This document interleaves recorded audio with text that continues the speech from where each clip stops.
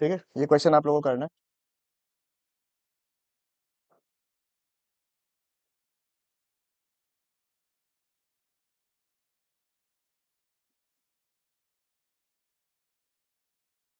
Amount पे इतना focus नहीं कर रहा हम, अमाउंट को सिंपल रख रहे हैं, ठीक है, 100 200 400 इस तरीके से।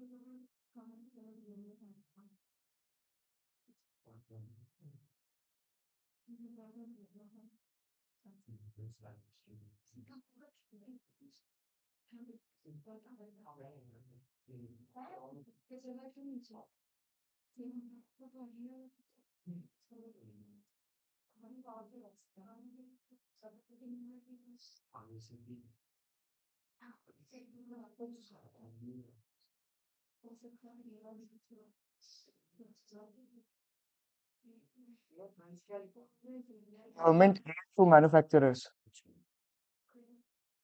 Government aid to manufacturers.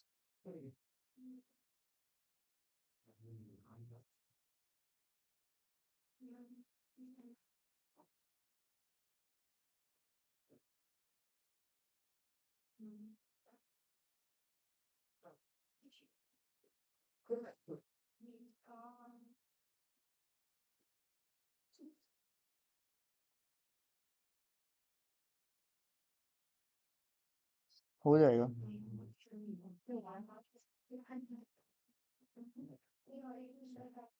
एक सेकेंड, एक सेकेंड ना।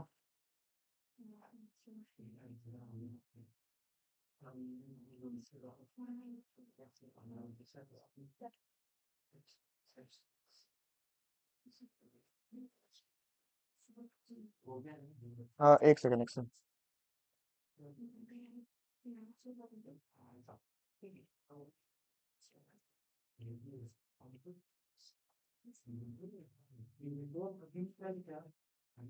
Thirteen, transfer income from rest of the world. बस।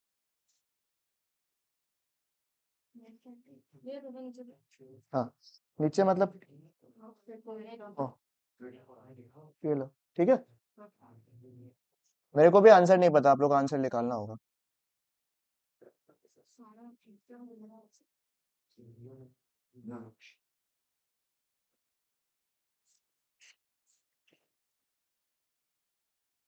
आईडी का एक फुल लेंथ टेस्ट ले सकता है क्या अपन?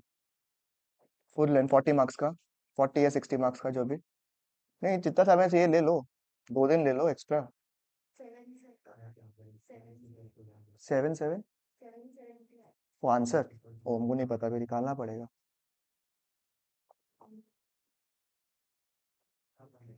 मंडे, मंडे तो कल है ना, कल तो नहीं होगा, परसों, परसों नहीं होगा। वेंसडे को ले लूं, वेंसडे को ले लूं या 18, 19, 20, 21 को ले लूं, 22 को ले लूं, 23 को ले लूं, उसको दिक्कत ही नहीं है।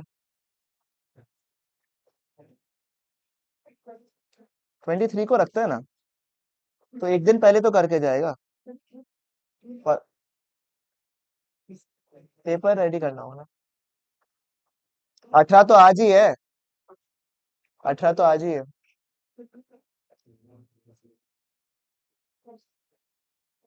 आंसर निकालना पड़ेगा, तो देखने से नहीं होगा। जिनका आंसर आ जाए आप लोग प्लीज बताइएगा, बताना मतलब कॉपी दिखा देना है तो। अनन्या ने इतना फास्ट कर दिया, आप सोच रहे हैं कि अरे। हाँ। ओ अच्छा ठीक है, चलेगा, फोटो खींच के रख लेना एक तो।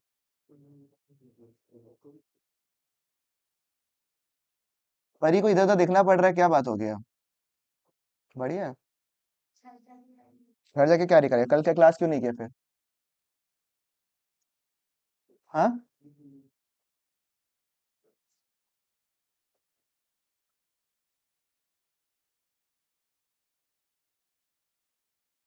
बढ़िया है। ओवर कॉन्फिडेंस का नतीजा।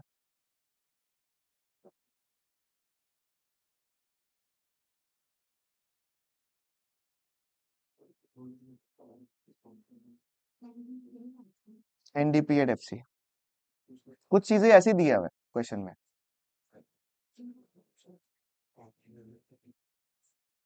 हर्षिका, अब आपका आंसर आ गया, तो फिर डिस्कस क्यों कर रहा है? पता नहीं भाई, हमको भी निकालना पड़ेगा। एनडीपी बताना, एक दिन का एनडीपी तो आ ही गया, चेक कर लेते हैं सही आंसर है या नहीं।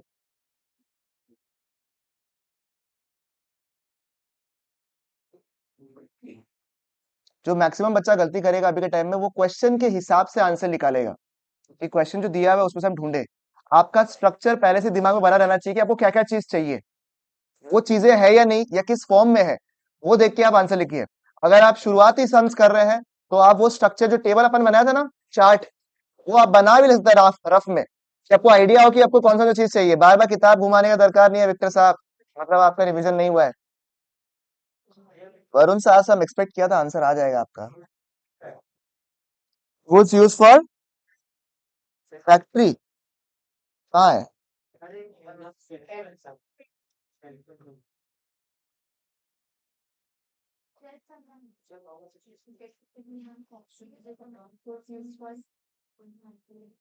मेरा खुद का फैक्ट्री है, मैं सामान बना रहा हूँ, तो मेरा फैक्ट्री में मैंने खुद यूज कर लिया, तो वो क्या होगा?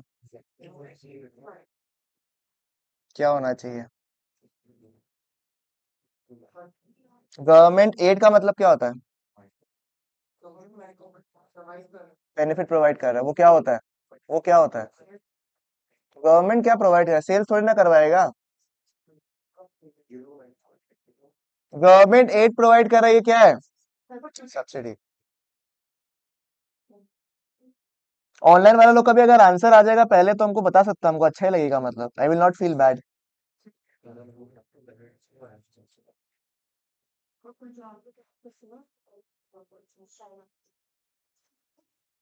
Only a single student has given an answer that also we don't know whether it is correct or not. Sorry? Okay, very good. तब तो आंसर आपका करेक्ट है, गुड स्पीड देन।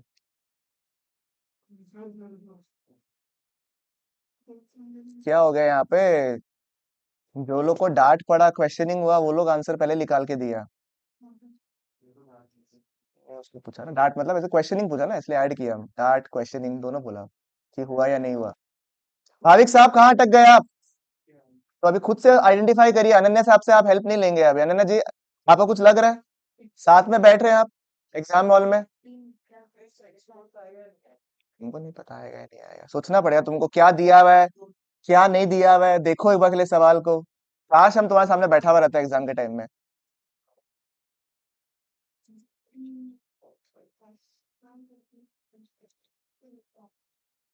क्वेश्चन करके आपको समझ में आ जाना चाहिए आप लोग कितना पानी में है। आंसर आ गया बाबू आपका? नहीं आया?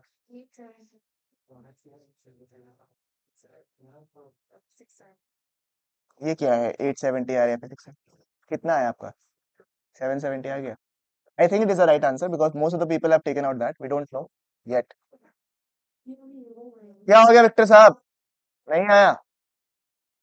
कोई बात नहीं, जिनसे नहीं हो रहा वो लोग यहीं पे बैठ के सम्स करके जाएगा सारा का सारा।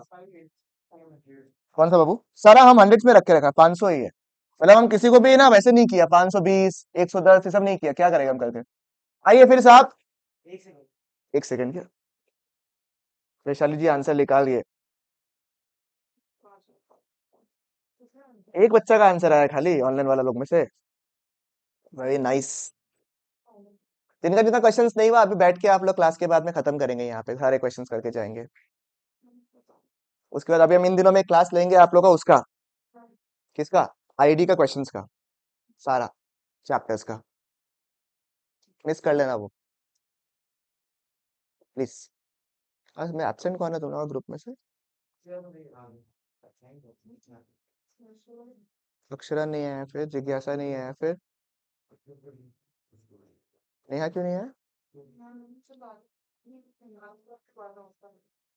और तो बताओ भैया, बहुत टाइम लगा लिए। कृष्णा साहब आंसर आ गया, वनिता साहब डिस्कस क्यों कर रहे हैं? वनिता जी, रानी लक्ष्मीबाई होने वाला है, ऑन द वे है क्या? परी हो गया? हाँ, आ गया आंसर या निकाल लिया आंसर? तुम्हारा गोल था 770 निकालना, कैसे भी निकाल लो। आ गया? समझ में आ गया तुम लोग को कहानी? वैल्यू गलत लिख दी, चलो वो कोई बात नहीं, वो माफ है आपको, क्योंकि मेरा वो हाथ में लिखा हुआ है, वो तो टाइप रहेगा पेपर। आइए मोनिका जी, आया आंसर? 770 आ गया, गलती समझ में आ गया। अच्छा किसका नहीं आया? वरुण साहब का नहीं आया? मोनिका तुम्हारा नहीं आया? किसका आ रहा 30? आओ, आओ इधर आओ, इधर आओ, इधर आओ। तुम सोल्यूशन करेगा, इधर आओ। ठीक है, आओ नहीं, हाँ तो आओ, जल्दी आओ जल्दी आओ। क्वेश्चन चाहिए क्या तुमको? हाँ देख लो। पेन, ये लो।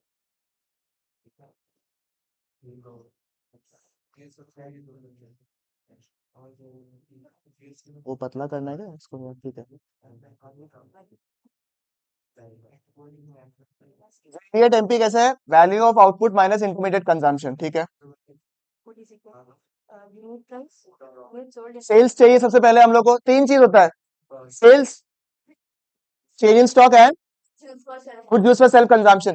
टोटल सेल्स दिया है आपको, तो उसमें एक्सपोर्ट्स इंक्लूड होगा या नहीं होगा? होगा क्या, मतलब उसमें इंक्लूडेड है या नहीं है?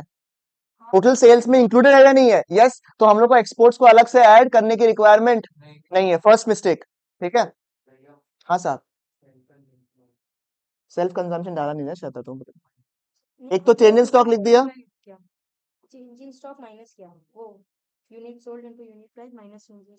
तो उसमें यूनिट वो कैसे नहीं किया तुम, सेल्फ कंजम्पशन वाला? गुड्स यूज फॉर सेल्फ आता है ना, वैल्यू ऑफ आउटपुट में कितने आते हैं? तीन चीज आते हैं, सेल्स आते हैं, कौन सा? एक ही है। जब आप वैल्यू ऑफ आउटपुट निकालता है तो उसमें सेल आएगा, स्टॉक आएगा, और क्या आएगा?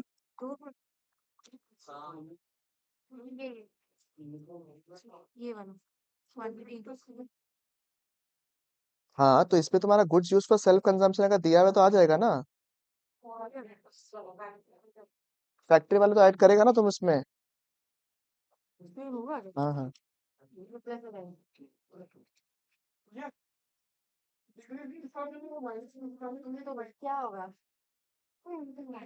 सही कर रहा है, सही कर रहा है, करो करो, सही कर रहा है। 1700।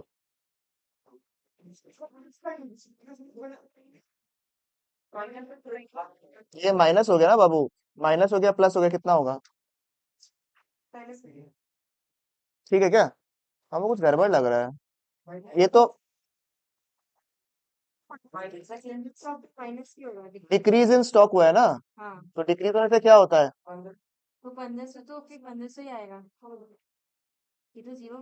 हम्म, तो आंसर कितना होगा? ठीक है, बता देगा।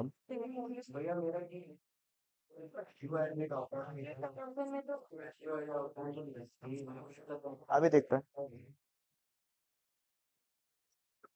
इसमें सब देखो, एक तो लिखा हुआ डोमेस्टिक कंजम्पशन, तो वो आएगा, इंपोर्ट्स भी ऐड होगा एंड एक्सपेंसेस भी ऐड होगा।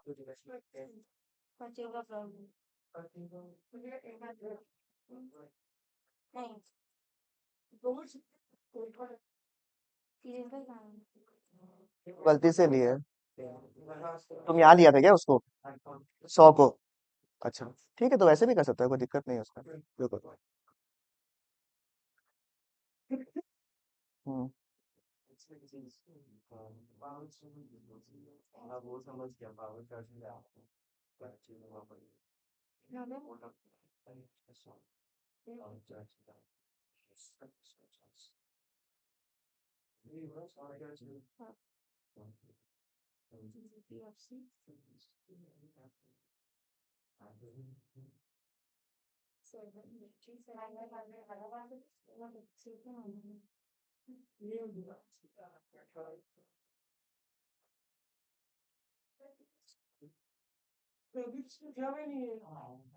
कैसे नहीं दिया हुआ डेप्रिसिएशन?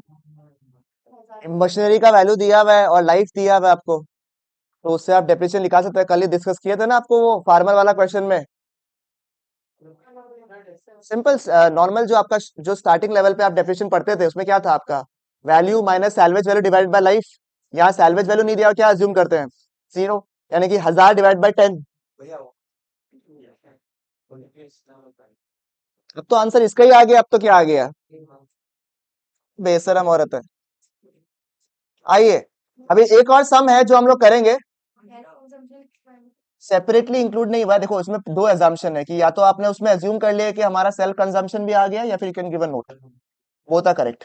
ठीक है, अब सुनो एक बार के लिए, अरे भाई सुन लो, पहले हम लोग थियोरिटिकल पार्ट खत्म करते हैं, उसके बाद एक टाइप का क्वेश्चन है वैम का जो हम लोग करना है, which is example number, I don't remember last वाले एग्जाम्पल्स जो है, एग्जाम्पल 14, ये सब जो है ना वो एग्जाम में एक बार आए हुए हैं, सैंपल पेपर में दिए हुए हैं, तो वो एक बार कर लेंगे ट्राई। उसका ट्रिक बता दूंगा कैसे करना है आप लोग को बेसिकली। उसके साथ में हमारा वैम के सारे क्वेश्चंस मेरे हिसाब से तो हो जाएंगे, बाकी पता नहीं। हाँ अभी बताएंगे, रुको। अब देखो यहाँ पे हमने यहाँ तक के सम्स के टॉपिक कर लिए थे, ठीक है, उसके अलावा सर्टेन प्रिकॉशंस, ठीक है। Number 1, protection of services for self consumption आता है या नहीं आता है? सर जो goods use for self consumption है वो आता है, मगर सर्विसेज फॉर सेल्फ कंजम्पशन, आप रीजन क्या लिखोगे इसका? Very good, it does not result in the flow of goods and services, hence इसमें क्या होगा मुझे बताइए। अच्छा, इसमें रीजन क्या लिखोगे आप, सर्विसेज क्यों नहीं आता है? Because it is difficult to measure, और इसका मार्केट वैल्यू डिटरमाइन करना बहुत मुश्किल है। It is also termed as, एक मार्क का सवाल, नॉन मार्केट ट्रांजैक्शन, क्योंकि इसको मार्केट वैल्यू बताना बहुत मुश्किल है। आप रेस्टोरेंट में गए, आपने रोटी खरीदा, 20 रुपए का वैल्यू है, मम्मी ने जो रोटी बनाया उसका जो सर्विस का वैल्यू है, क्या आप उसको डिटरमाइन कर पाओगे market value? The answer is what, no. इस टाइप के transaction, services for self consumption को हम लोग मार्केट में वैल्यू डिटरमाइन करना पॉसिबल नहीं है, hence it is also known as the एक मार्क का क्वेश्चन। ठीक है, अभी जब आप लोग कर ही रहे हो ना, मैंने आप लोग को जो ऑब्जेक्टिव बोला ना कि पीछे के क्वेश्चंस करने के लिए, कि इसी बहाने क्या आपका संदीप के कुछ टॉपिक्स अगर रह गए हैं बाय चांस, देखना भी आपको कंप्लीट हो जाएगा। कोई डाउट रहेगा तो बता सकते हो आप मुझे कि भैया ये वाला भी रह गया है, ये थोड़ा बता दो हम लोग को, that is the major objective. ठीक है, number 2, goods use for self consumption आएगा? Yes sir, it is also estimated and imputed as they are not sold in the market. Estimate ही करेंगे हम लोग कि अगर बाजार में बेचते तो कितना का वैल्यू होता। नंबर 3, इंटरमीडिएट गुड्स को इंक्लूड करते हैं हम लोग? नहीं करते हम लोग। Number 4, sale and purchase of second hand goods are not included. जो लोग ऑनलाइन कर रहे हैं सब लोग वीडियो ऑन करो। Sale and purchase of second hand goods are not included, होता है क्या? नहीं, क्यों?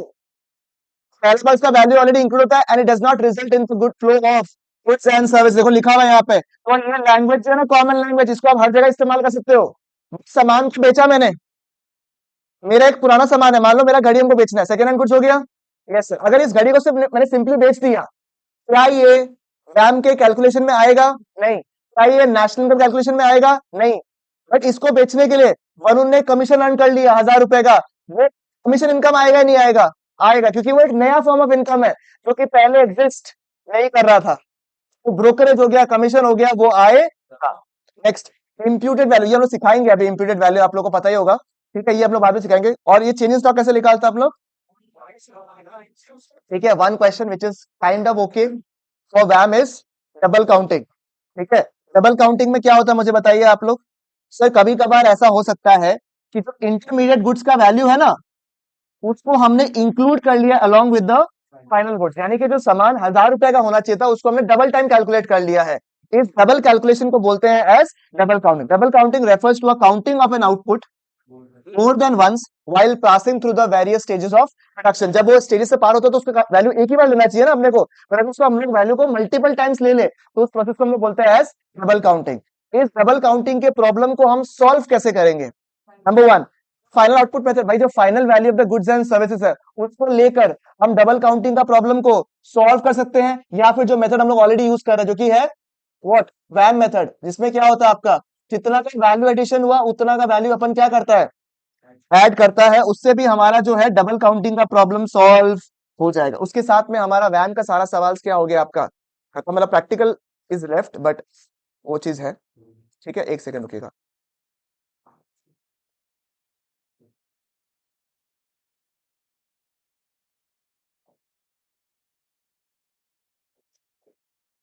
ठीक है, डन है। ठीक है, हो जाएगा। अब मुझे बताइए आप लोग पीछे, मैं कुछ कुछ पार्ट भी मार्क करा दूंगा आप लोग, जैसे इनकम मेथड में याद दिला देना, मैं भूल जाऊँ। ऑपरेटिंग सरप्लस अपन मार्क करके रखेंगे। ठीक है, एग्जाम में थोड़ा हिट होने का चांस है। It's indirect tax only, VAT, excise duty, GST. आइए आप लोग एग्जाम्पल नंबर 14 में आइए ना एक बार के लिए। जब भी वो आता है बट उसका पैराग्राफ भी याद करना जरूरी है आप लोग के लिए। ठीक है, एग्जाम्पल नंबर 14 जो इस टाइप का क्वेश्चन है, इसमें क्या होता है, आप लोग क्या करना है, टेबल बना लेना। ठीक है, जैसे फर्म ए हो गया, फर्म बी हो गया, ए बी को बेचता है, बी वापस से आगे बेचता है, तो आप खाली ट्रांजैक्शन को रिकॉर्ड करके आंसर निकाल लीजिएगा आप लोग। ठीक है, इसको अंत में करें हम लोग क्वेश्चन को एक बार के लिए। आज पहले नया टॉपिक कर ले हल्का सा, फिर ये क्वेश्चन कर लेंगे। याद रखिएगा, ये वाला करवाना है मेरे को आज। ठीक, चलेगा ना? आप एक काम करिए, मैं आपको 1 मिनट का समय दे रहा हूँ, आप लोग वैम घुमा लो एक बार के लिए दिमाग से। वैम हो गया, उसके पहले का कोई टॉपिक में डाउट है तो घुमा लो फटाफट। ये लो, उसके बाद हम लोग इनकम मेथड में जाएंगे। Income method is important because practically उतना इंपॉर्टेंट नहीं है, मतलब प्रैक्टिकल क्वेश्चन तो इजी होता है बिल्कुल इनकम मेथड का। What is important is also the concept वाला क्वेश्चन फ्रॉम इनकम मेथड, इसलिए मेरे को एकदम 100% अटेंशन चाहिए। उसके पहले आप लोग को चैप्टर घुमाना है, आपने मैं चैप्टर घुमा लो, अगर कोई भी डाउट है तो वो आप लोग पूछ लीजिए। वहां का लाइट जला दो ना रानी, ऊपर वाला, ऊपर वाला। हम्म,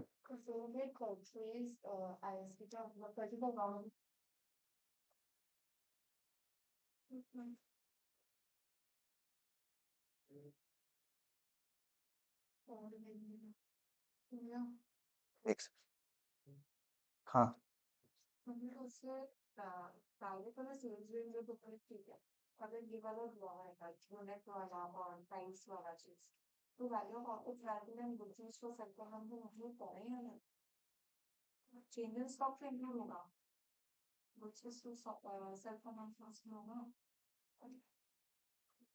एक एक करके लिखवा देता है। ठीक है, अगर वैम में हम लोग समराइज करें तो मेजर पॉइंट्स क्या क्या आएगा मुझे बताइए एक बार के लिए। Number one, if total sales दिया हुआ है आपका is given, then exports include, exports are not included. ठीक है,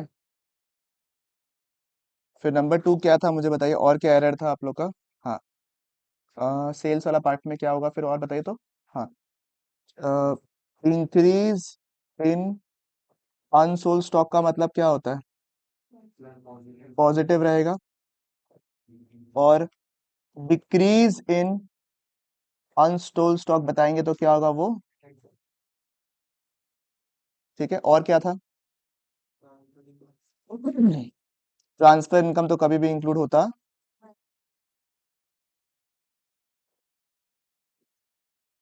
और बताइए,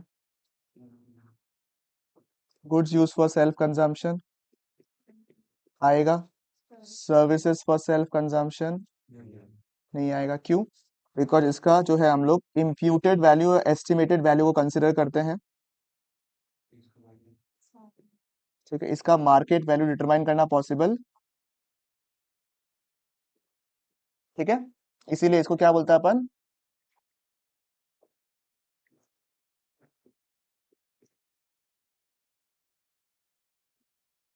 नंबर 5 बताइए। और क्या था? एक तो आप लोग को अभी जो क्वेश्चन मैंने करवाया कि यूनिट प्राइस दिया हुआ है और क्वांटिटी दिया हुआ है, दोनों को मल्टीप्लाई करके टोटल वैल्यू ऑफ सेल्स निकलता है, वो लिखवाना है क्या? हाँ, self consumption is a pre assumed. अगर आपने नोट लिखा कि उसमें एज्यूम कर रहे हैं हम लोग कि जो टोटल आउटपुट निकला उसमें हमने सेल्फ कंजम्पशन भी निकाल लिया है, तो दरकार नहीं है आपको। और अगर आपने नोट वगैरह नहीं लिखा है कुछ भी, आई मीन अगर आपने नोट लिखा है कि आप सेल्फ कंजम्पशन अलग से कैलकुलेट कर रहे हैं हम लोग, तो निकालते हैं। मैं आपको प्री टेक्स्ट बताता हूँ, मैं क्वेश्चन बना के पहले, मैं बता दूं आपको, क्वेश्चन बना के बाद में मैंने वो चीज रियलाइज किया कि जब हम लोग नॉर्मल जो स्ट्रक्चर होता है, कि जब हम लोग टोटल सेल्स की बात कर लेते हैं ना, जब भी हम लोग प्राइस एंड क्वांटिटी वाला लेते हैं, तो उसमें अलग से हम लोग सेल्फ कंजम्पशन को नहीं लेते हैं। आप सबका 770 का आंसर आया है, but technically it should be little higher, it should be around 870 I believe. ठीक है, मतलब जनरली जनरल प्रैक्टिस है, हम लोगों ने ले लिया सेल्फ कंजम्पशन, कोई बात नहीं, क्योंकि सवाल ही वैसा नहीं आएगा आपके एग्जाम में। बट स्टिल नॉर्मल प्रैक्टिस में कि सेल्स ले लिया ना जब हमने टोटल वैल्यू, तो सेल्स में तो हम लोग खुद सेल्फ कंजम्पशन भी कर लेंगे, यही हम लोग अज्यूम करेंगे जनरली। ठीक है, बट अभी आपने जो सम कर लिया कोई दिक्कत की बात नहीं, जब एग्जाम में क्वेश्चन आएगा तो सेल्फ कंजम्पशन आएगा ही नहीं इस क्वेश्चन में, वैसे तो मैंने डाल दिया इसलिए मैंने डाल दिया, कोई बात नहीं। ठीक है, उसके अलावा और क्या गलती था आप लोग का? मतलब नहीं लिख करता है, और अगर करते हो तो नीचे नोट लिख दीजिएगा एक। ठीक है, आइए, क्या है बताइए? ये लिखाई देता ना आप लोगों को, लिख दवा दो एक बार के लिए। इफ क्या था मुझे बताइए? Unit price and total output is given, then then value of output is what?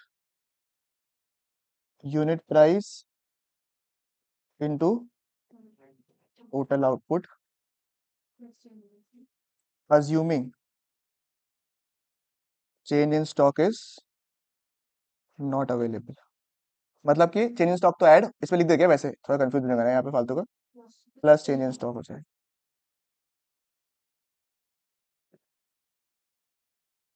और क्या गलती है? हाँ, जब हम एक्सपेंसेस की बात करते हैं, इंटरमीडिएट परचेज में क्या क्या आता है ये लिखा रहता है। इसमें क्या क्या आता है आपका? डोमेस्टिक परचेज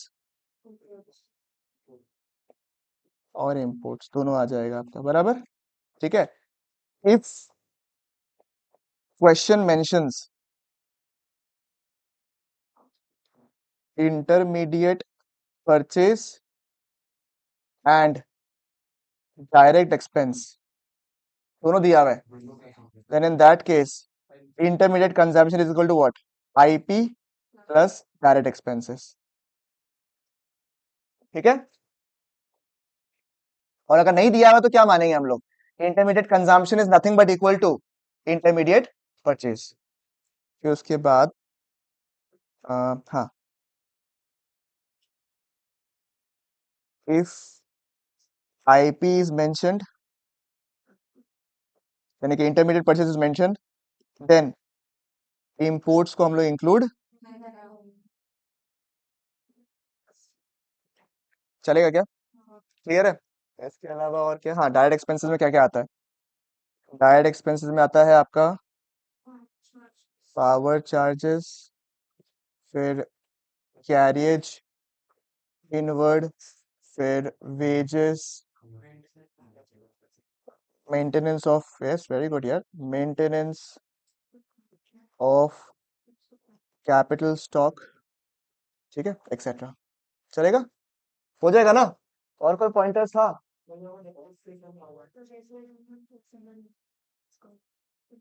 सिंगल यूज,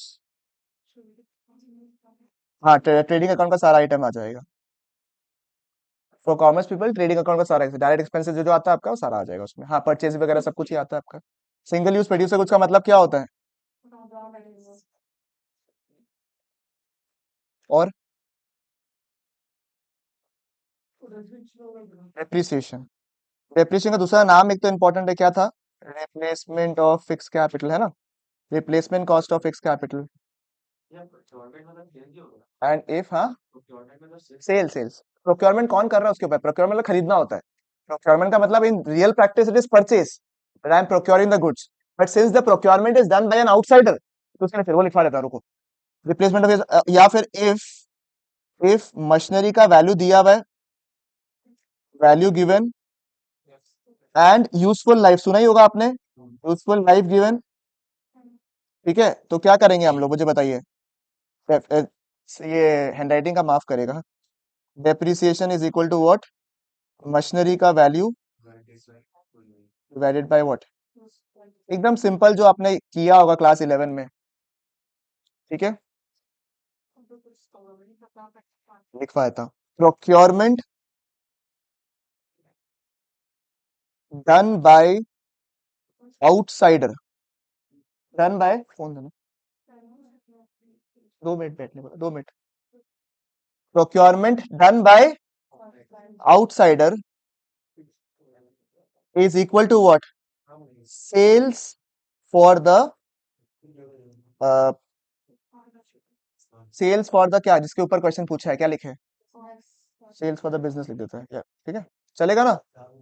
मतलब अगर किसी, देखो मैंने अगर प्रोक्योरमेंट किया तो मेरे लिए क्या है, वो परचेज है, बट किसी और ने परचेज किया, मान लो तुमने मुझसे प्रोक्योर किया, तो मेरे लिए क्या हो गया, सेल्स हो गई।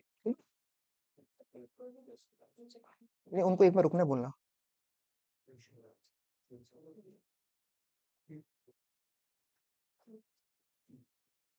बताइए फटाफट बताइए।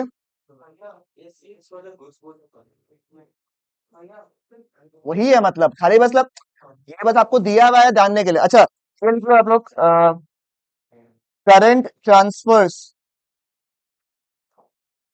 From rest of the world not included, चाहे कोई भी मेथड हो, ठीक है। और तो मेरे हिसाब से और कोई पॉइंट वैम में तो नहीं आ रहा दिमाग में, कोई और है आप लोगों के सम के किया हुआ दिमाग में?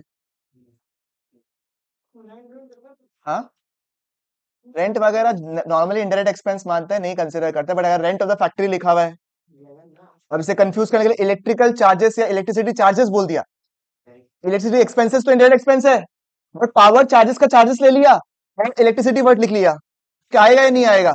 आ जाएगा। अगर लिखा हुआ पावर इलेक्ट्रिसिटी तब आएगा। जैसे याद है आपको, वेजेस एंड सैलरीज जो है वो आता था, और सैलरीज एंड वेजेस नहीं आता, वही वाला चीज है।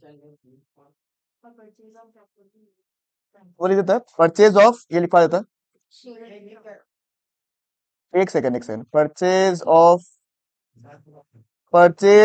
Capital asset not included,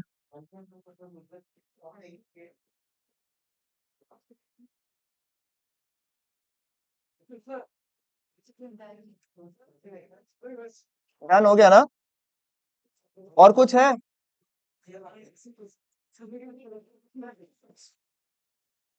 accounts पे याद नहीं, 11th पे जब अपन पढ़ता था, तो अपन वो वाला पढ़ा था कि वेजेस जो है तो डायरेक्ट एक्सपेंस होता है।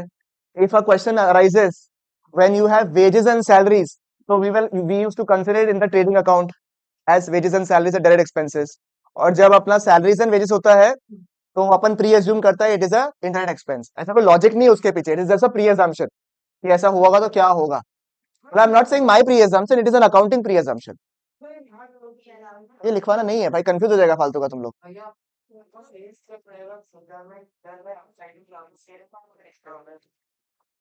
क्योंकि वो टोटल सेल्स है। आपको प्रोक्योरमेंट वाला टॉपिक तभी कंसिडर करना है जब लिखा हुआ है sale to by a local body, sale by the local market, मतलब कहीं ना तरीके से आपका टोटल सेल्स कन्वर्ट नहीं हुआ है, तक आप उसको कंसिडर करोगे। उसके अलावा कोई पॉइंट होगा तो अपन इस शीट में ऐड कर देंगे, अच्छे से बना के भेज दूंगा मैं आप लोग के लिए। चलेगा? आइए आगे बढ़ते हैं। अच्छा अच्छा, ले लो भाई, ये भेज देना आप लोग को ग्रुप में हम। दे रहा तुम अपना वो ऑन करो तो।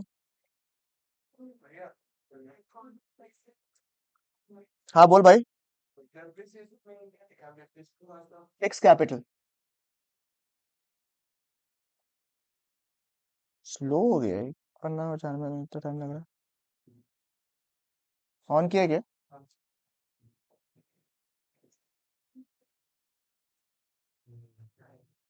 भेज दिया, ठीक है, कृष्णा भेज दो। आइए, तो वैम में कॉन्फिडेंट हो। और थियोरिटिकल पार्ट जो याद करना है वो कौन सा है, वो डबल काउंटिंग वाला पोर्शन। ठीक है, दैट्स इट। आइए आगे बढ़ते हैं। डन एवरीबॉडी, वैम में कॉन्फिडेंट हो।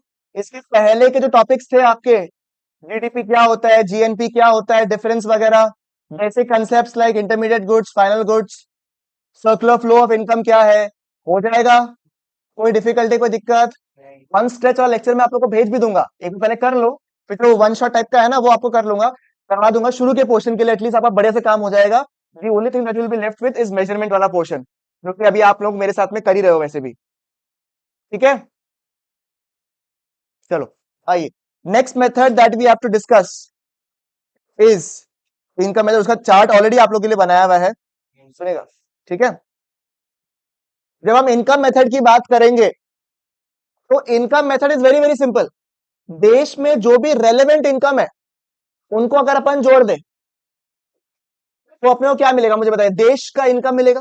देश में जो लोग भी इनकम कमा रहा है उनकी अगर हम इनकम को जोड़ दे तो मुझे क्या मिलेगा, देश का इनकम। सही बात है या नहीं है?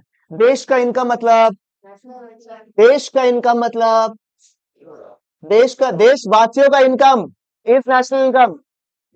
देश का इनकम इज व्हाट, मतलब मैं देश के अंदर जो जो इनकम कमा रहा हूं उन सबको अगर मैं जोड़ दूं तो मुझे क्या मिलेगा, डोमेस्टिक इनकम, यानी कि एनडीपी एट एफसी। अब सर देश में तो कई सारा इनकम होता है, कुछ फैक्टर इनकम भी होता है, कुछ हम लोग किसको कंसिडर करेंगे, फैक्टर इनकम को कंसिडर करेंगे हम लोग। सही बात है या नहीं है? की बात, कोई दिक्कत तकलीफ बताइए। नहीं, ठीक है। फैक्टर इनकम में क्या क्या आएगा, फैक्टर इनकम में क्या क्या आता है, लैंड, लेबर, कैपिटल, एंटरप्रेन्योर। बताइए फोर फैक्टर्स ऑफ प्रोडक्शन क्या क्या है, लैंड, लेबर, कैपिटल, एंटरप्रेन्योर। और कुछ समझ में नहीं आ रहा है, इन चारों में फिट नहीं हो रहा तो कहां डाल दोगे, नेक्स्ट इनकम में। तो ये पांचों कंपोनेंट को जोड़ के we can achieve what, domestic income. And उसके बाद जो भी आपको सवाल में निकालने के लिए बोले आप, वैम में क्या आता है, जीडीपी एट एमपी या GVA eight MP. Income method में हम कहां पहुंचते हैं, आगे जाके एक्सपेंडिचर पढ़ोगे वहां भी आएगा जीडीपी एट एमपी। बच्चों का पहला फिल्मिस्टिक तो यही होता है, क्योंकि क्वेश्चन जब भी आएगा इनकम और एक्सपेंडिचर साथ में आता है, उनके कंपोनेंट्स मिक्स करके देते हैं वो लोग। आपने जब इनकम निकालना है तो उससे क्या मिलेगा, एनडीपी एट एफसी। एक्सपेंडिचर क्या मिलेगा, जीडीपी एट एमपी। बच्चा कंफ्यूज नहीं होना चाहिए वहां पे। ठीक है, समझ में आया आपको, क्लियर है बिल्कुल, यहां तक मुझे बताइए। अब इनकम मेथड में क्या बोला था मैंने, four factors of production, land, सबसे पहला क्या बोला मैंने पॉइंट, लैंड। लैंड को क्या मिलता है, रेंट मिलता है और रॉयल्टी मिलता है। रेंट मिलता है और रॉयल्टी मिलता है, बताइए आप लोग को। ठीक है, अभी मैं रॉयल्टी का एस्केप में जा रहा हूँ। रॉयल्टी जनरली क्या होता है, जैसे कि वो इंटेलेक्चुअल कोई प्रॉपर्टी वगैरह होता है जिसमें हमको लगता है कि रेंटल की जगह में हमको कुछ और एक्सट्रैक्ट कर सकता है, नेचुरल रिसोर्स निकाल सकता है, तो वहां हम लोग क्या पे करते हैं, रॉयल्टी। मान लो कोयला का खदान है, वहां का जमीन आपने लिया कोयला निकालने के लिए, तो उस पर क्या पे करते हो आप, रॉयल्टी पे करते हो। बात समझ में आया? तो rent and royalty, rent and royalty जो है वो तो आएगा ही। एक तो होता है एक्चुअल रेंट हमने पे किया, एक क्या है बच्चा, एक्चुअल रेंट जो हमने पे किया वो तो आएगा ही। भाई हम लोग के जमा जगह में भाड़े में है, रेंट पे कर रहे हैं क्या, हाँ। उनसे लैंड ओनर जो है उनको कमाई हो रही है नहीं हो रही है, तो उनके लिए इनकम है या नहीं है, तो वो आएगा या नहीं आएगा, आएगा। नंबर टू जो होता है वो होता है इम्प्यूटेड रेंट। क्या बोला मैंने शब्द, आपने ये इम्प्यूटेड शब्द जो है प्रिकॉशंस ऑफ वैम में भी देखा था। इम्प्यूटेड, इम्प्यूटेड का मतलब है सेल्फ कंजम्पशन के लिए, सेल्फ यूज के लिए। मान लो मेरे पास एक फ्लैट है जो मेरा खुद का खरीदा हुआ है, उसमें मैं रेंट पे कर रहा हूँ, उसमें मैं क्यों रेंट पे करूंगा भाई। ठीक है, टेक्निकली तो आई am not paying a rent. ठीक है, बट अगर वो रेंट पे होता तो मैं उस पर रेंट पे करता या नहीं करता, सही बात है या नहीं। भी उस सामान को मैंने खरीद लिया, इसकी वजह से मुझे रेंट पे करने की रिक्वायरमेंट नहीं है, बट अगर वो सामान मेरा खरीदा हुआ नहीं होता तो मैं उस पर क्या रेंट पे करता या नहीं करता, मैं उस पर रेंट पे करता। ठीक है, would you think by not paying rent I am saving on rent. बात समझ में आ रहा है? मेरा बिजनेस में 100 रुपए का इनकम है, 20 रुपए का रेंट है मान लो, और कोई खर्चा नहीं है, नेट में कितना बचा रहा हूं मैं, 80 रुपया। But my income is how much, 80। But if I don't have to pay any rent, मेरा इनकम कितना था, 100। तो रेंट बचा के भी मेरा रेंट की कमाई हो रही है नहीं हो रही है, कहीं ना कहीं।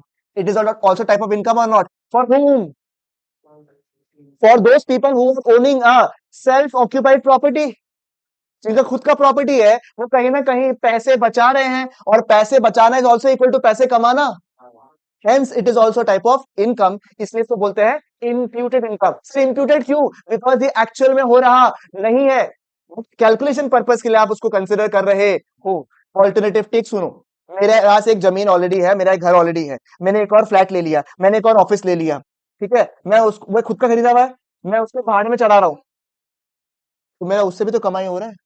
प्रॉपर्टी किसकी है? मेरी। सेल्फ ऑक्यूपाइड है या नहीं है? Yes sir. ये भी टाइप ऑफ क्या है? इनकम ही है, in the form of rent income. बात समझ में है? तो सर इनकम दो टाइप का आएगा, क्या क्या आएगा? एक्चुअल, यानी कि एक्चुअल रेंट जो मैंने पे किया वो तो आएगा ही, साथ में वो income which I have earned, which I have saved due to a self occupied property, क्योंकि मेरे पास खुद का प्रॉपर्टी है, उसके चक्कर में मैंने रेंट बचा लिया, या अगर मैं खुद नहीं रहता तो उसमें रेंट कमाता, तो वो इनकम को भी अपन कंसिडर करता है, उसे हम लोग क्या बोलते हैं? Imputed rent. क्या बोलते हैं? और जब हम लोग नेशनल इनकम निकालते हैं अंडर द इनकम मेथड, हम लोग सिर्फ एक्चुअल रेंट नहीं लेते हैं, हम लोग क्या लेते हैं? इम्प्यूटेड रेंट को भी लेते हैं। चलेगा? कोई दिक्कत तकलीफ कोई मुसीबत? चलेगा? पहला पॉइंट खत्म। लैंड के अगेंस्ट क्या मिलता है? रेंट। दूसरा क्या था? लेबर। लेबर को नॉर्मली क्या मिलता था? वेजेस।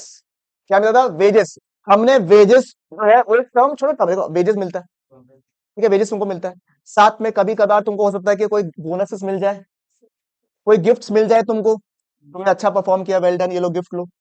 सही बात है नहीं? तुम्हारे लिए पेंशन वगैरह डलवाता है नहीं डलवाता लोग बाग, ताकि तुमको बाद में दिक्कत नहीं आए।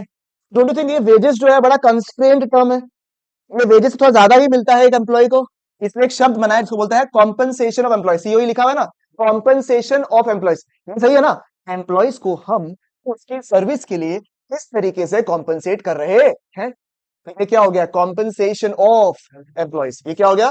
Compensation of employees. अब compensation of employees broader term हो गया। कॉम्पनसेशन ऑफ एम्प्लॉयज के सबसे पहला क्या आएगा? Salaries and wages in cash. मैं आपको जो कैश में पेमेंट कर रहा हूं, सैलरीज एंड वेजेस। अच्छा, when I talk about salaries and wages, it includes everything. Basic salary सुना आपने? ठीक है, basic salary, bonus, commission, allowances, सब कुछ आ जाएगा, जो भी आपको कैश में पेमेंट मिला है। मैं आपको बोलूंगा आपका बेस सैलरी इस 25,000 रुपया, ठीक है, तुमको ओवर टाइम बोनस मिलेगा, मान लो 10,000 रुपया तुमको मिलेगा, मान लो वेरिएबल कंपोनेंट सुना होगा ना, एक होता है फिक्स्ड कंपोनेंट, एक होता है वेरिएबल। वेरिएबल कंपोनेंट तुमको मिलेगा 15,000 रुपया, ठीक है, साथ में तुमको हम दिवाली बोनस देगा 5,000 रुपया, इस तरीके से सब कुछ मिलाएगा। ये सब कुछ इसका पार्ट है, salaries and wages in. Simple सा बात है, अगर कोई भी आइटम मुझे कैश में मिल रहा है क्योंकि मेरा सैलरी से रिलेट करता है, तो वो किसका पार्ट आएगा? Salaries and wages in cash का। डाउट दिया? पक्का? परफेक्ट। दिनेश साहब क्लियर है? नंबर टू, कभी कभार हमको सैलरीज एंड वेजेस कैश में नहीं मिलकर काइंड में मिलता है। मैंने आपको एक जगह रहने के लिए दे दिया, आपने बोला कि मुझे यार बेंगलुरु शिफ्ट करना पड़ेगा, वहां तो मेरा भाड़ा लग जाएगा, मैं तो नुकसान हो जाएगा, मेरा सैलरी उधर चला जाएगा। तो उस कंपनी वाले ने बोला sir stay is on us, you don't have to pay anything for the stay. वो जो स्टे है आपके लिए अलग से फ्लैट उन्होंने बुक करवा दिया, ठीक है, देन इन दैट केस आप मुझे बताइए ये भी एक टाइप ऑफ सैलरी है ना? क्योंकि अगर आप वहां पे खुद का घर लेते तो आपको खर्चा पड़ता या नहीं पड़ता? वो कहीं ना कहीं बचा या नहीं बचा? वो आपका इनकम है या नहीं है?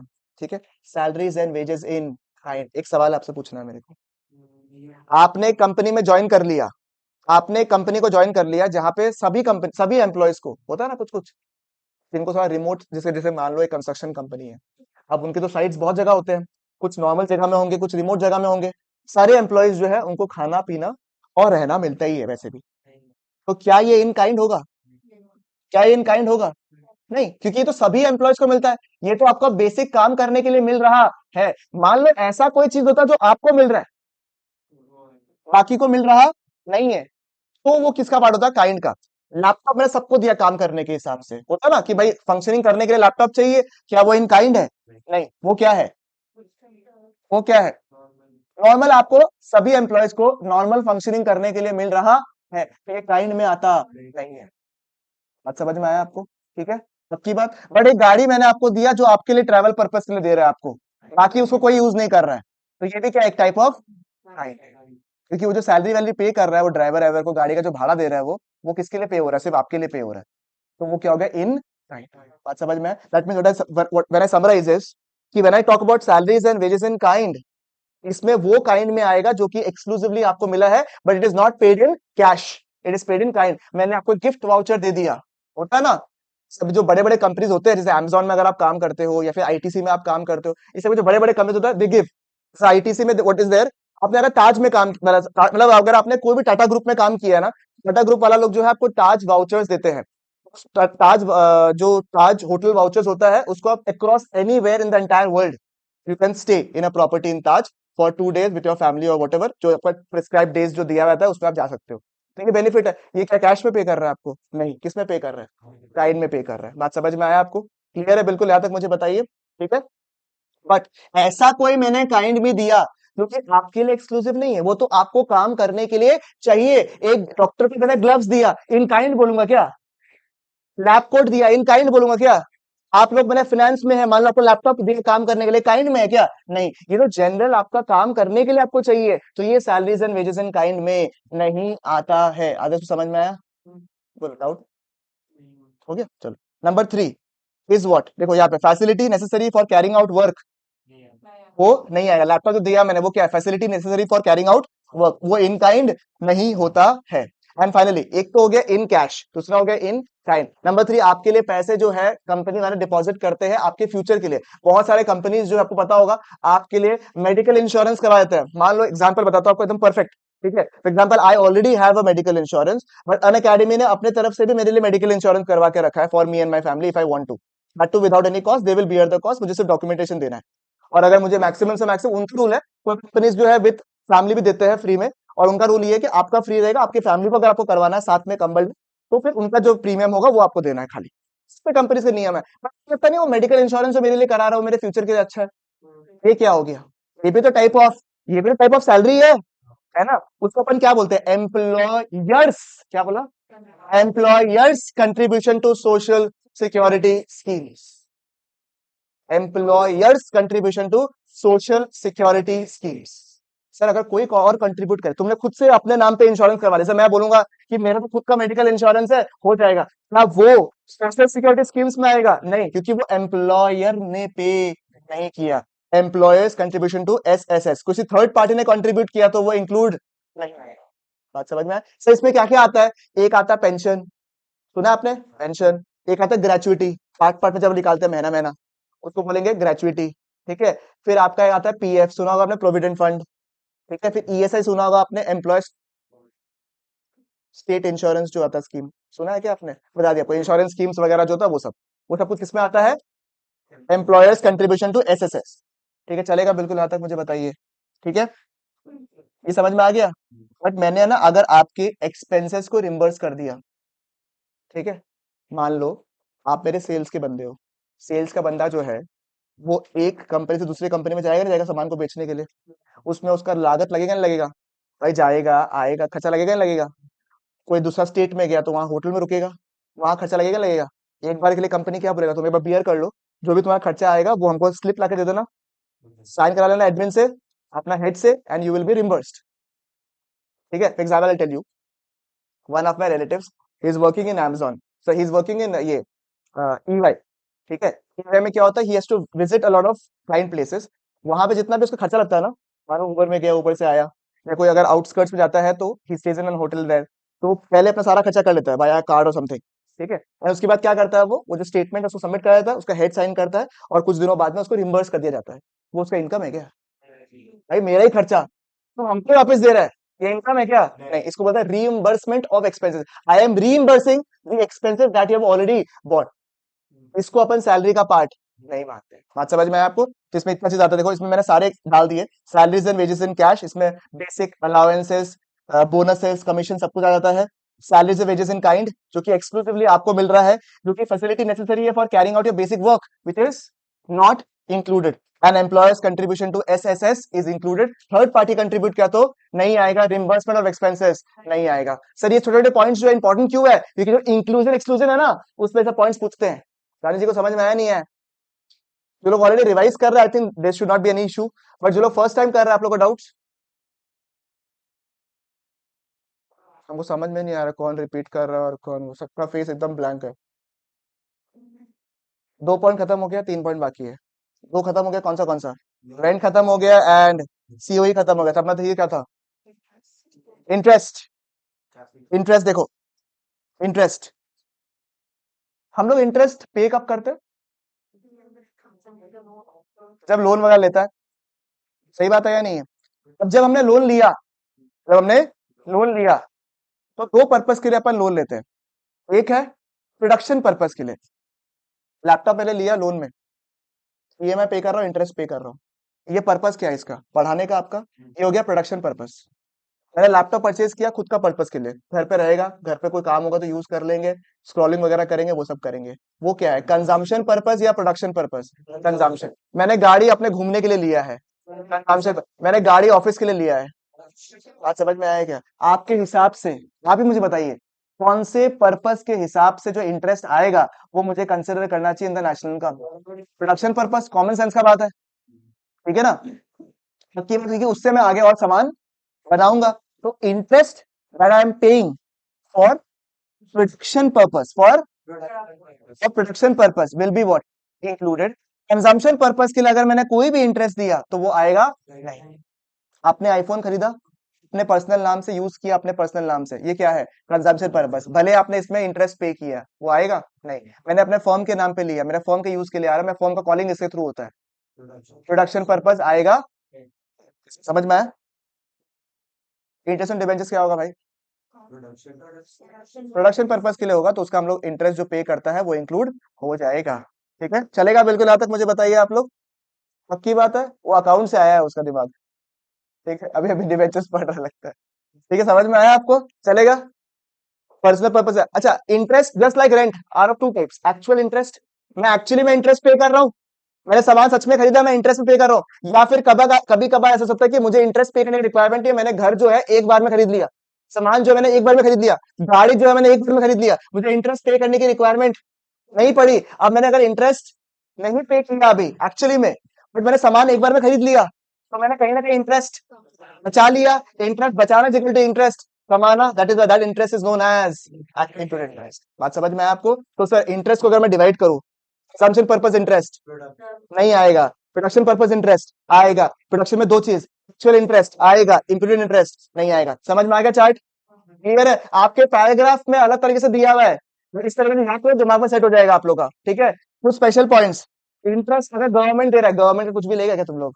इतना हिम्मत है तुम लोग का? गवर्नमेंट एक तो तुम लोग को दे रहा है, ऊपर से तुम लोग कंसिडर करेगा इनकम में। हाँ, इसका एग्जांपल आप लोग को मैंने दिए थे। ठीक है, जब भी आपका इनकम टैक्स रिटर्न वगैरह लगता है, या मान लो आपने जीएसटी वगैरह एक्स्ट्रा पे कर दिया, तो गवर्नमेंट आपका पैसा जो है, जीएसटी में इंटरेस्ट जनरली मिलता नहीं है, क्योंकि government keeps in your ledger. से एग्जांपल हम मान लेते हैं कि गवर्नमेंट को हमने एक्स्ट्रा पे कर दिया। टैक्स में होता है जनरली कि मेरा टैक्स मान लो पूरे साल में 50,000 बनना चाहिए, बट मेरा टैक्स ऑलरेडी कट गया, लाख रुपया कट गया मेरा टैक्स। अब मैं रिटर्न वगैरह लगा दिया, मैंने बोला गवर्नमेंट को कि भैया मेरा 50,000 रुपये वापस दे दो। गवर्नमेंट थोड़ा समय लगा दिया देने में वापस। तो गवर्नमेंट जब तक एक समय होता है, उसके बाद गवर्नमेंट आपको इंटरेस्ट पे करता है at the rate of 6% per annum. ठीक है, I know it's quite quite low, but still okay, कुछ तो मिल रहा है। वो जो इंटरेस्ट मिल रहा है फ्रॉम द गवर्नमेंट, क्या वो इंक्लूड होगा? सर क्यों? सर क्योंकि मैंने कुछ किया क्या? इस इंटरेस्ट को कमाने के लिए मैंने कुछ किया? It was the delay from the government कि गवर्नमेंट को पे करना पड़ा, but I have not done anything. It is not active income, it is a transfer income. Hence interest जो गवर्नमेंट पे करता है उसको हम लोग बोलते, उसको हम लोग इंक्लूड, इसको बोलते हैं नेशनल डेट इंटरेस्ट। क्या बोला मैंने?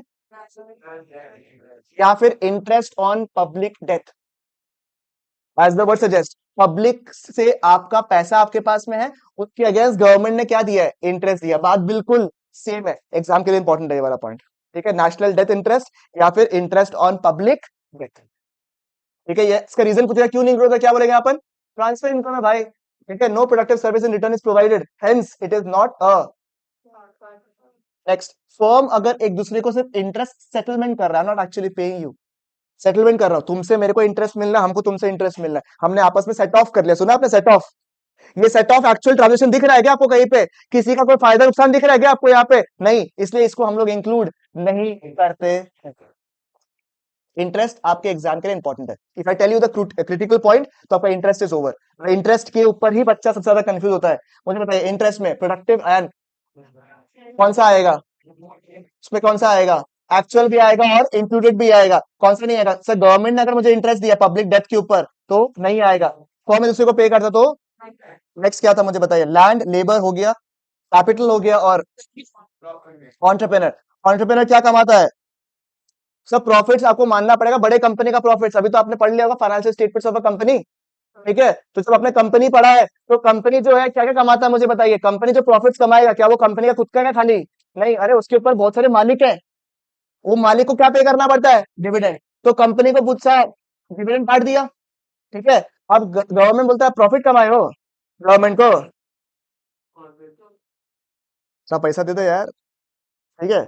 अच्छा क्या बोले, कॉर्पोरेट टैक्स तो पे करता ही है। जो डिविडेंड बांटता है उसके ऊपर भी टैक्स देता है, उसको बोलता है डिविडेंड डिस्ट्रीब्यूशन टैक्स, ठीक है? अच्छा, पहले नियम ये था कि जो आपको डिविडेंड मिल गया ना उसके ऊपर कोई इनकम नहीं है। मान लो मुखिया जो है उसको रिलायंस अगर डिविडेंड मिला है तो मुखिया जी को कोई भी इंटरेस्ट देने की रिक्वायरमेंट नहीं है, इट इज टैक्स फ्री, ठीक है?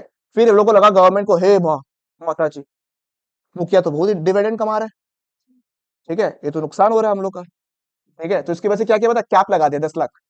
10 लाख के ऊपर डिविडेंड अगर मिल रहा है तुमको तो तुम भी टैक्स दो। मतलब डुअल हो गया ना, कंपनी तो पे कर ही रहा है, तुम भी पे कर रहे हो। बात समझ में? क्लियर है? तो एक ये तो अपने नॉलेज के लिए बता दिया खाली। एक है डिविडेंड, ठीक है? एक है गवर्नमेंट टैक्स, के उसको बोलता है कॉर्पोरेट टैक्स। और कंपनी के पास में खुद के पास भी तो पैसे चाहिए बिजनेस चलाने के लिए, उसे बोलता है रिटेन्ड अर्निंग्स या फिर रिजर्व एंड प्लस या फिर अनडिस्ट्रीब्यूटेड प्रॉफिट्स। डिविडेंड को क्या बोलता है? डिस्ट्रीब्यूटेड प्रॉफिट्स, क्योंकि वो उस प्रॉफिट्स को हम डिस्ट्रीब्यूट करते रहे टू आवर मेंबर्स और शेयर होल्डर्स। बात समझ में आया क्या आप लोग को? क्लियर है क्या? पक्की बात है। तो डिस्ट्रीब्यूटेड अर्निंग्स क्या है आपका? डिविडेंड। देखो सीधा सा बात है, प्रॉफिट कमाओगे एक हिस्सा कौन लेके जाएगा? शेयर होल्डर्स, उसको बोलते हैं डिविडेंड्स, यानी कि डिस्ट्रीब्यूटेड प्रॉफिट्स। एक हिस्सा कौन लेके जाएगा? Government. Corporate tax, income tax कुछ भी हो जाएगा गवर्नमेंट का, ठीक है? नंबर 3, रिटेन अर्निंग्स, इसको मतलब अनडिस्ट्रीब्यूटेड प्रॉफिट्स या फिर रिजर्व एंड सरप्लस भी बोलते हैं। एंड जो किसी में नहीं आया, आज मानो तुम्हारा पान दुकान है, बहुत कमाता है भाई, पानी पूरी वाला के पास अगर रेट पड़ सकता है तो they have not reached Guwahati अभी तक, ठीक है? Thank God. ये तो कितना रेट नोटिस जाएगा तुमको समझ में नहीं आ रहा है, ठीक है? मिक्स इनकम जो है उसमें क्या था, जैसे आपका पान दुकान है मान लो, पान दुकान वाले लोग भी इनकम कमाता है नहीं कमाता है? मान लो कोई ऐसे, वो लोग हिसाब इतना नहीं करता कि कितना रेंट पे किया, कितना छोड़ा को पे किया, सब दिक्कत नहीं होता है। वो लोग बोलता है हाथ में गड्डी में पैसा कितना आ रहा है, वो पैसा को भी तो कंसिडर करेगा, वो भी तो इनकम है। वो किस में आएगा? मिक्स इनकम में। It is a part of the self occupied property. जैसे हमारा छोटा मोटा अपना प्रैक्टिस है, उससे थोड़ा बहुत जो इनकम आएगा वो किसका पार्ट बनेगा? मिक्स इनकम में आएगा। बात समझ में आया आपको? फिर एक आता है अन देखो, इनकॉर्पोरेटेड और अनइनकॉर्पोरेटेड। सुनो, I can go a little more detailed about it, but you don't require right now. Let's I'm not telling you. एक होता है unincorporated, एक होता है incorporated. पार्टनरशिप फर्म या फिर प्रोप्राइटरशिप कंसर्न। आप लोग को लगता है incorporated, it is not necessarily incorporated, because वो लॉ के तहत बने जरूरी नहीं है। आज मेरी और आपकी अच्छी दोस्ती हो गई, हम अभी के अभी पार्टनरशिप शुरू कर सकते हैं, ठीक है? We don't have to do a legal formality right now, it is a mutual understanding. It is almost like a रिश्ता। You like pink colour, I also like pink colour, friends. वैसा है unincorporated. ये क्या है? Unincorporated. और it applies for guys in the case of guys have some common interest, if that matches you become friends, ठीक है? Simple people. Clear है बिल्कुल यहां तक? ठीक है, तुमको तारना पसंद है, हमको भी तारना पसंद है, फ्रेंड्स, सॉर्टेड, ठीक है? क्लियर है? अब ये हो गया अनइनकॉर्पोरेटेड। ये क्या हो गया? अनइनकॉर्पोरेटेड। इनकॉर्पोरेशन मतलब जो लॉ के तहत इनकॉर्पोरेट होगा। एग्जांपल कंपनीज, एलएलपी सुना आपने? लिमिटेड लाइबिलिटी पार्टनरशिप्स सुना आपने? पब्लिक कंपनीज, ये सारे इन मतलब क्या होता है सर, इसका ऐसा नहीं कि मेरा मर्जी हुआ मैंने सेटअप कर दिया, आज मेरा इच्छा हो मैं कंपनी खोलना, मैंने कंपनी खोल लिया, ऐसा नहीं होता है। कंपनी के लिए you have to do a legal formality. आपको बोलना पड़ेगा ये नाम रखना है मेरे को, ये डॉक्यूमेंट सबमिट कर रहा हूं, फिर the other person will decide, I mean the government will decide whether they have to give you a certificate of incorporation और नॉट। तो इसे प्रॉपर्ली लॉ के तहत इनकॉर्पोरेट करना पड़ता है। अब अगर लॉ के तहत इनकॉर्पोरेट करना पड़ेगा तो वो कहां पे आएगा? प्रॉफिट्स वाले पार्ट में, क्योंकि वो वाला तो कुछ पैसा अपने पास रखेगा, कुछ अपने मेंबर्स को बांटेगा। सही बात है या नहीं है? जो अनइनकॉर्पोरेटेड है, छोटा मोटा दुकान है, कैफेज है, रेस्टोरेंट्स है, पार्टनरशिप फर्म्स है, प्रोप्राइटरशिप कंसर्न्स है, इंडिविजुअल्स है, दे आर नॉट इनकॉर्पोरेटेड। क्या वो प्रॉफिट्स नहीं कमाते हैं? नहीं कमाते हैं? कमाते हैं। उनका इनकम कहाँ से आएगा? Makes sense। बात समझ में आया आपको? क्लियर है बिल्कुल यहाँ तक? मुझे बताइए आप लोग, ठीक है? पक्की बात। मैंने आपको कॉम्पोनेंट्स, अच्छा सम्स तो और आसान है, कंपोनेंट्स तो कंपोनेंट्स ऑफ इनकम तो एकदम सिंपल है। चार आपको ऑलरेडी आता है, मिक्स आपको ऐड करना है। सर लैंग्वेज किसका याद कर रहा है? मिक्स इनकम का। मिक्स इनकम का 2 मार्क का सवाल आपको पूछ सकता है। आप अभी किताब से इनकम मेथड के कंपोनेंट्स को एक बार देखोगे, ठीक है? डाउट रहा तो फिर पूछेगा। अभी इनकम को पहले खत्म करते, then will move into expenditure. ये वाला पीडीएफ में आपको भेज रहा हूँ। रियली सूर्य, अच्छा, अरे वाह वाह वाह, अरे वाह, वैम भी बनाया हुआ है, इनकम भी बनाया हुआ है, लिखा है था क्या? सच ए गुड पर्सन ना। अभी करवाएंगे, बचा हुआ है पूरा, इनकम कहाँ खत्म हुआ, कब बोला? आप लोग प्लीज इतना करवाया वो देख लो, तो ऑन करो, तब तक मैं आप लोग का पेपर दे देता हूँ। कागज, भाई बहुत स्लो हो गया ये तो, 3 पन्ना को एक्सपोर्ट होने में इतना टाइम लग रहा है, क्या आज का हो गया? हाँ, तो बट तो एक्सपेंडिचर का कंपोनेंट्स होगा आज, कुछ नहीं होगा। फिर मेरे को कल सम्स करवाना है आप लोग को। इनकम का इंडिविजुअल सम्स कहाँ आता है ज्यादा, एक या दो सम है खाली। एक्सपेंडिचर का तो बहुत सिंपल है, इनकम ही कॉम्प्लिकेटेड था to be very honest. Expenditure में तो चार ही है, सिंपल है, कुछ कॉम्प्लिकेशन आते नहीं उसमें, एक ही ट्रांजेक्शन है, कैपिटल फॉर्मेशन वाला जो है, बस वही है और कुछ भी नहीं है उसमें। वो आज नहीं कराऊंगा मैं, वो कराऊंगा परसों, मंडे। कल कराऊंगा सम्स बैठ के, क्वेश्चंस कराऊंगा बैठ के, पूरे टाइम जो भी अपने बैठेगा। और परसों कराऊंगा, अगर कल अच्छे से सबका सम्स हो गया और आप लोगों ने होमवर्क करके लाया, फिर इन दैट केस परसों हम लोग करेंगे जीडीपी डिफ्लेटर वगैरह पार्ट। परसों होगा आपका मंडे, मंडे इज 18 19 20, 30 तारीख, ठीक है। टेस्ट हमको, टेस्ट देने का देखो एक बात बताता हूँ आपको, there's one only one person who has come also ना, he is only there for your people's test, ठीक है, he will not come for free, ठीक है, पेइंग हिम एडिशनल, तो make the most of it. आप लोग को आता ही नहीं है करना यूज, आप लोग को तो टेस्ट पे I am not able to tell him only, क्योंकि पेपर पढ़ते नहीं है। पिछले टाइम में 60 मैंने प्रिंट करवाया, वो थोड़ा बहुत ही बचा हुआ है, एक दो शायद मेरे हिसाब से। पिछले टाइम में तो जो टेस्ट था उसमें तो मैंने 40 से 45 ही प्रिंट करवाया खाली, उसमें भी शायद बचा नहीं है, शायद खत्म हो गया है, तो है तो अब तो 40 लोग पेपर दिया है पिछला टेस्ट, फिर फायदा क्या है? उससे तो मैं मना ही कर देता हूँ कि कोई मतलब नहीं है, यहाँ पे मतलब नहीं है लोगों को टेस्ट देने का। तो अगर आप लोग यूटिलाइज ही नहीं कर पाओगे, आप लोग को डिसाइड करना है, भैया आप लोग पढ़ो और आप लोग को बताना पड़ेगा। मैं तो डेट दे दूंगा आपको कितना तारीख को टेस्ट लेंगे अपन, बट बिना पढ़े दोगे तो फायदा क्या है? उसमें भी मैं सुनता हूँ फोन में कि कुछ लोगों ने पूछा है, और कुछ लोग तो और महान होता है, और फोन खोल के आंसर्स देख रहे हैं। अब लोगों को पता, लोगों को लगता है कि हम वहां बैठा हुआ, हमको कुछ समझ में नहीं आया, हमको कुछ पता नहीं है, हम तो नौसिखिया इंसान है, सारा खबर हमको मिला है। बस हमको ये लगता है कि वहां से हम बोल के मतलब भी क्या है हमको, अभी आने तो फिर बात करेंगे आराम से। फोन खोल के देख रहा, हम लोग देखने दो उसको, बोलो फोन सामने रखेगा, छुपाओ भी मत, क्योंकि इसमें मेरा नुकसान हो रहा था बहुत ज्यादा। तो मतलब नहीं है हमको, हमको पता नहीं है, हमको नाम भी पता है किसका है, कौन देखा है, सब पता है हमको। हाँ, मतलब आप उसने हमको ये सजेशन दे नेक्स्ट टाइम, उसको बोलो फोन सामने रखेगा, छुपा भी क्यों रहा है, सामने रख के आंसर लिख लेगा। और अच्छा, कोई कोई एक और महान इंसान होता है, पेपर लीक कराता है, अरे हमसे ही मांग लो, हम दे देगा आपको। पेपर काहे लीक कराना है? अगर हमको विश्वास नहीं होता लोगों के ऊपर, तो हम ऑनलाइन जो लोग टेस्ट देता है वो लोग को पहले भेज देता है, कुछ लोग को बाद में भेजता है, डिपेंडिंग ऑन माई आलस लेवल, ठीक है। तो आप लोग करो, कोई दिक्कत नहीं है। आप लोग के लिए टेस्ट हो रहा है, आप लोग का बंदा, आपको 10 टेस्ट देना है, 10 टेस्ट दो। आप बोलोगे सर हमको रोज एक टेस्ट देना आके, ले लो भाई, बंदा तुम्हारे सामने, इसलिए मेरे को रोक के भी रखा है, तुम्हारे सामने टेस्ट लेना दो, पढ़ के दो, किसी चैप्टर का दो, जैसे देना दो, अवेलेबिलिटी है। बट वो शर्त है, आपको यूज करना है कि आप इज्जत से पढ़ के दो, ठीक है, समझ में आया? 2 दिन के अंदर जो है हम लोग मोटा मोटी नेशनल इनकम खत्म कर देंगे आप लोग का, maximum to maximum, if it is required may be 1 day of practice more, just keeping a contingency plan. And उसके बाद में आप लोग, then I think na we can only do the questions also na, and one of class of doubt classes, foreign exchange, government budget, last topic, ये सब जो आप लोगों का कुछ डाउट्स लगे गया, तो वो 1 दिन या 2 दिन में हम लोग सारे डाउट्स, मतलब डाउट सेशन लिख लेंगे 1 2 बोल के, उसमें आपके, हाँ हाँ, मैराथन सेशन, एडी पूरा चैप्टर्स का, क्विक ना, शुरू से तो नहीं कराना ना, मतलब इट्स लाइक डिटेल में तो नहीं कराना ना। हाँ तो ठीक है। अच्छा, मुझे एक एडी का सेशन ऐसे रखना है for sums and all also, 1 session for sums, 1 session for questions. वो तो फॉरेन एक्सचेंज में डाउट सेशन लूंगा ना, वो 15 20 मिनट का टाइम, और क्या इशू है?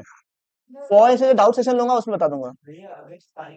अच्छा, आईडी बताओ ना, आईडी का क्या सीन है, सच्ची सच्ची बताओ। हाँ तो है, बाहर बैठा हुआ देख लो। बाहर बैठा हुआ तुम लोग का पेपर लाया हुआ है। भाई तुम लोग आपस में डिसाइड करो, हम चाहता से तो लोग, भाई तुम लोग के पास पे रिसोर्सेज अवेलेबल है, हम है अवेलेबल, तुम लोग को मेरे से कोई हेल्प चाहिए वो ले लो, अब उसके ऊपर तुम्हारा है। तुमको हम मौका दे रहा है कि तुम अपने आप को अनलीश कर लो, बड़े रिजल्ट लेके आना है, फाड़ू लेके आना है, तुम लोग कर लो अपने हिसाब से, वो तुम्हारे ऊपर है। इसके आगे हम नहीं जाएगा, हम एक एक करके घर को नहीं बुलाएगा, अरे यार पढ़ ले थोड़ा सा, इतना लालूपंती नहीं चलेगा तुम्हारे जीवन में फिर। और कर दिया तुम लोग के लिए, सेवा दे दिया पूरा, आराम से दे दिया है। When I revise I will tell you ना, already there is a revision session, आप उसको बस देख के आ जाइएगा, आई शेयर इट, आप उसको बस देख के आ जाइएगा फॉरेन एक्सचेंज सेशन को, and sit in the class. हम आप लोगों को पूरा का पूरा जो है, क्योंकि अगर मैं शुरू से लेकर लास्ट तक बताऊंगा डिटेल लेवल पे, तो वो एक क्लास चला जाएगा फॉरेन एक्सचेंज में पूरा का पूरा, that is a waste of time for a lot of people.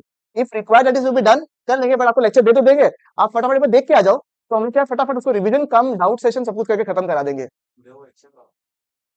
हाँ हाँ, ऑटोमेट ऑटोमस ऑटोमस क्या, ऑटोनोमस, ऑटोमस, ऑटोनोमस वाला ना, करवा देंगे। हाँ जी, मल्टीप्लायर, मनी वाला। हम इसको 2 मिनट, आप लोग तब तक इनका मेथड एक बार देख लो, हम चार्ज में लगा के आ जाता है इसको 2 मिनट। तब तक आप लोग इनका मेथड प्लीज देख लो, हम लोग एक्सपेंडिचर कॉन्फिडेंस खत्म करके ही जाएंगे आज, क्योंकि टारगेट पूरा नहीं होगा, फिर और दिन पूरा जाएगा आपका, कोई मतलब नहीं है, और ऐसा कोई थकावट नहीं हुआ जीवन में आप लोग का। हम बता रहे हैं आपको, इतना हैवी हुआ ही नहीं है जबरदस्ती का। एक इनकम मेथड पढ़ के ओ माय गॉड, तो थक गया है, मेरे ब्लेमिशेस नहीं खराब हो जाए। हाँ मेरा इंग्लिश तो ठीक ही है। बीबी, हाँ, कोई बात नहीं, सब ठीक हो जाएगा। हाँ भाई तने, तने गया क्या? हाँ तनुज साहब, सॉरी सॉरी सॉरी, माफ करिएगा। तनुज साहब, पेपर का थोड़ा सा क्वालिटी कम हुआ है आपका, ऐसा बच्चों ने बोला है। नहीं नहीं भाई, एक्चुअली मैं ट्रैवल करा था ना, सेकंड वाला, फर्स्ट वाला तो मैंने देखा था ये, और चेंज भी कर दिया था मैंने। सेकंड वाला क्या है, मैं ट्रैवल करा था ना, इसलिए एकदम भी टाइम हुआ नहीं एक्चुअली। ठीक है, आ जाओ एक बार, तब तक मैं 10 मिनट पेपर चेक करे, तो आप इधर आ जाओ, you can get the feedback from them only, better रहेगा ना। तो उससे क्या है कि you will have an idea. आ जाओ तनुज, आ जाओ। हाँ तो ये है। हाँ आ जाओ आ जाओ।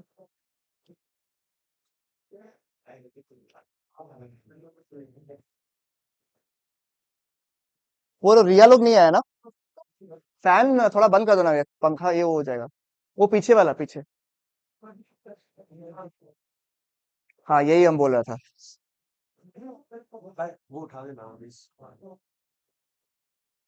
ये लो भाई, तुम ले लो।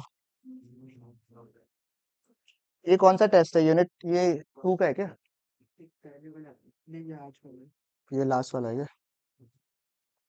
फर्स्ट जो टेस्ट आप लोग का हुआ था उसका पेपर देता, सेकंड टेस्ट का पेपर भी दे रहा हूँ, whatever type of test that you want it to be taken, he's already there, people can talk and basically discuss what type of chapters you want to come in, when do you want to give a test. Obviously I'll be there to decide कि कैसे करना है क्या करना है, but you people can say कि ये chapter में हम लोग का अच्छे से हुआ नहीं है, we want to repeat test on this chapter, that we can do it। ठीक है, तो आप उनका फीडबैक ले लीजिएगा।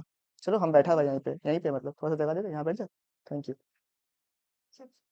ये दो फटाफट पेपर, सब लोग आया नहीं है, जो लोग ऑनलाइन है वो लोग को मार्क्स पता चल जाएगा, क्योंकि मेरा वो माइक से चल रहा है। जिन्हें साहब आपको मार्क्स बहुत कम मिला है, आंसर समझ में नहीं आया, तो आपको पेपर एक बार देख के, मेरे हिसाब से मार्क्स देख के तो आपको पेपर देना चाहिए 2-3 बार। प्रिंसी इज एब्सेंट, कितना है इसका? फुल। तो इस वाला भी टेस्ट में भी 1 मार्क कम आया उसका। ठीक है, तो ये आंसर आप एक बार रेफर कर लो, I don't know, paper check नहीं किया मैंने। आप लोग 1-2 मार्क कम ही करना जितना आप लोग का आया है उससे, क्योंकि थोड़ा सा तो इजी चेकिंग हुआ होगा मेरे हिसाब से, हल्का हल्का। ये उसको देता जिनेश को। सरिया कितना है?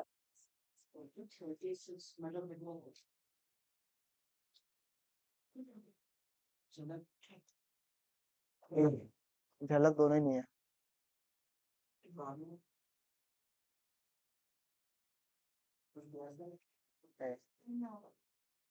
तुमको मिला पेपर, इतना कम आया कि तुम्हारा पेपर में? तो वापस 3 का टेस्ट देना पढ़ना पड़ेगा। कितना है तुम्हारा ये? किसका है? विक्टर का? विक्टर का कितना आया? रिया नहीं, एब्सेंट है ना सर? तुम लोग का टेस्ट है ना दिया हुआ? टोटल कर ले एक बार। भूल गया होगा, शायद मिस हो गया होगा। कृष्णा का कितना है?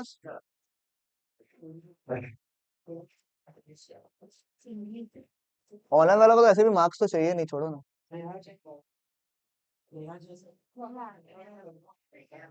नेहा कितना है? कितना? हाँ ठीक है, और जितना किया उतना राइट है। भावना प्रेजेंट नहीं है। मानवी, मानवी तो आ ही नहीं रहा ना, बहुत दिन हो गया उसको। तो इसको हम पॉज कर।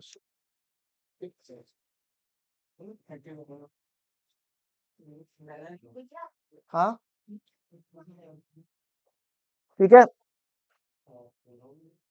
एक सेकंड। भूख लगी है ओ। ये सब क्लियर है सुनो। इनकम मेथड का दूसरा नाम क्या क्या दिया हुआ देखो एक बार के लिए फटाफट। Distributive share method, factor payments method.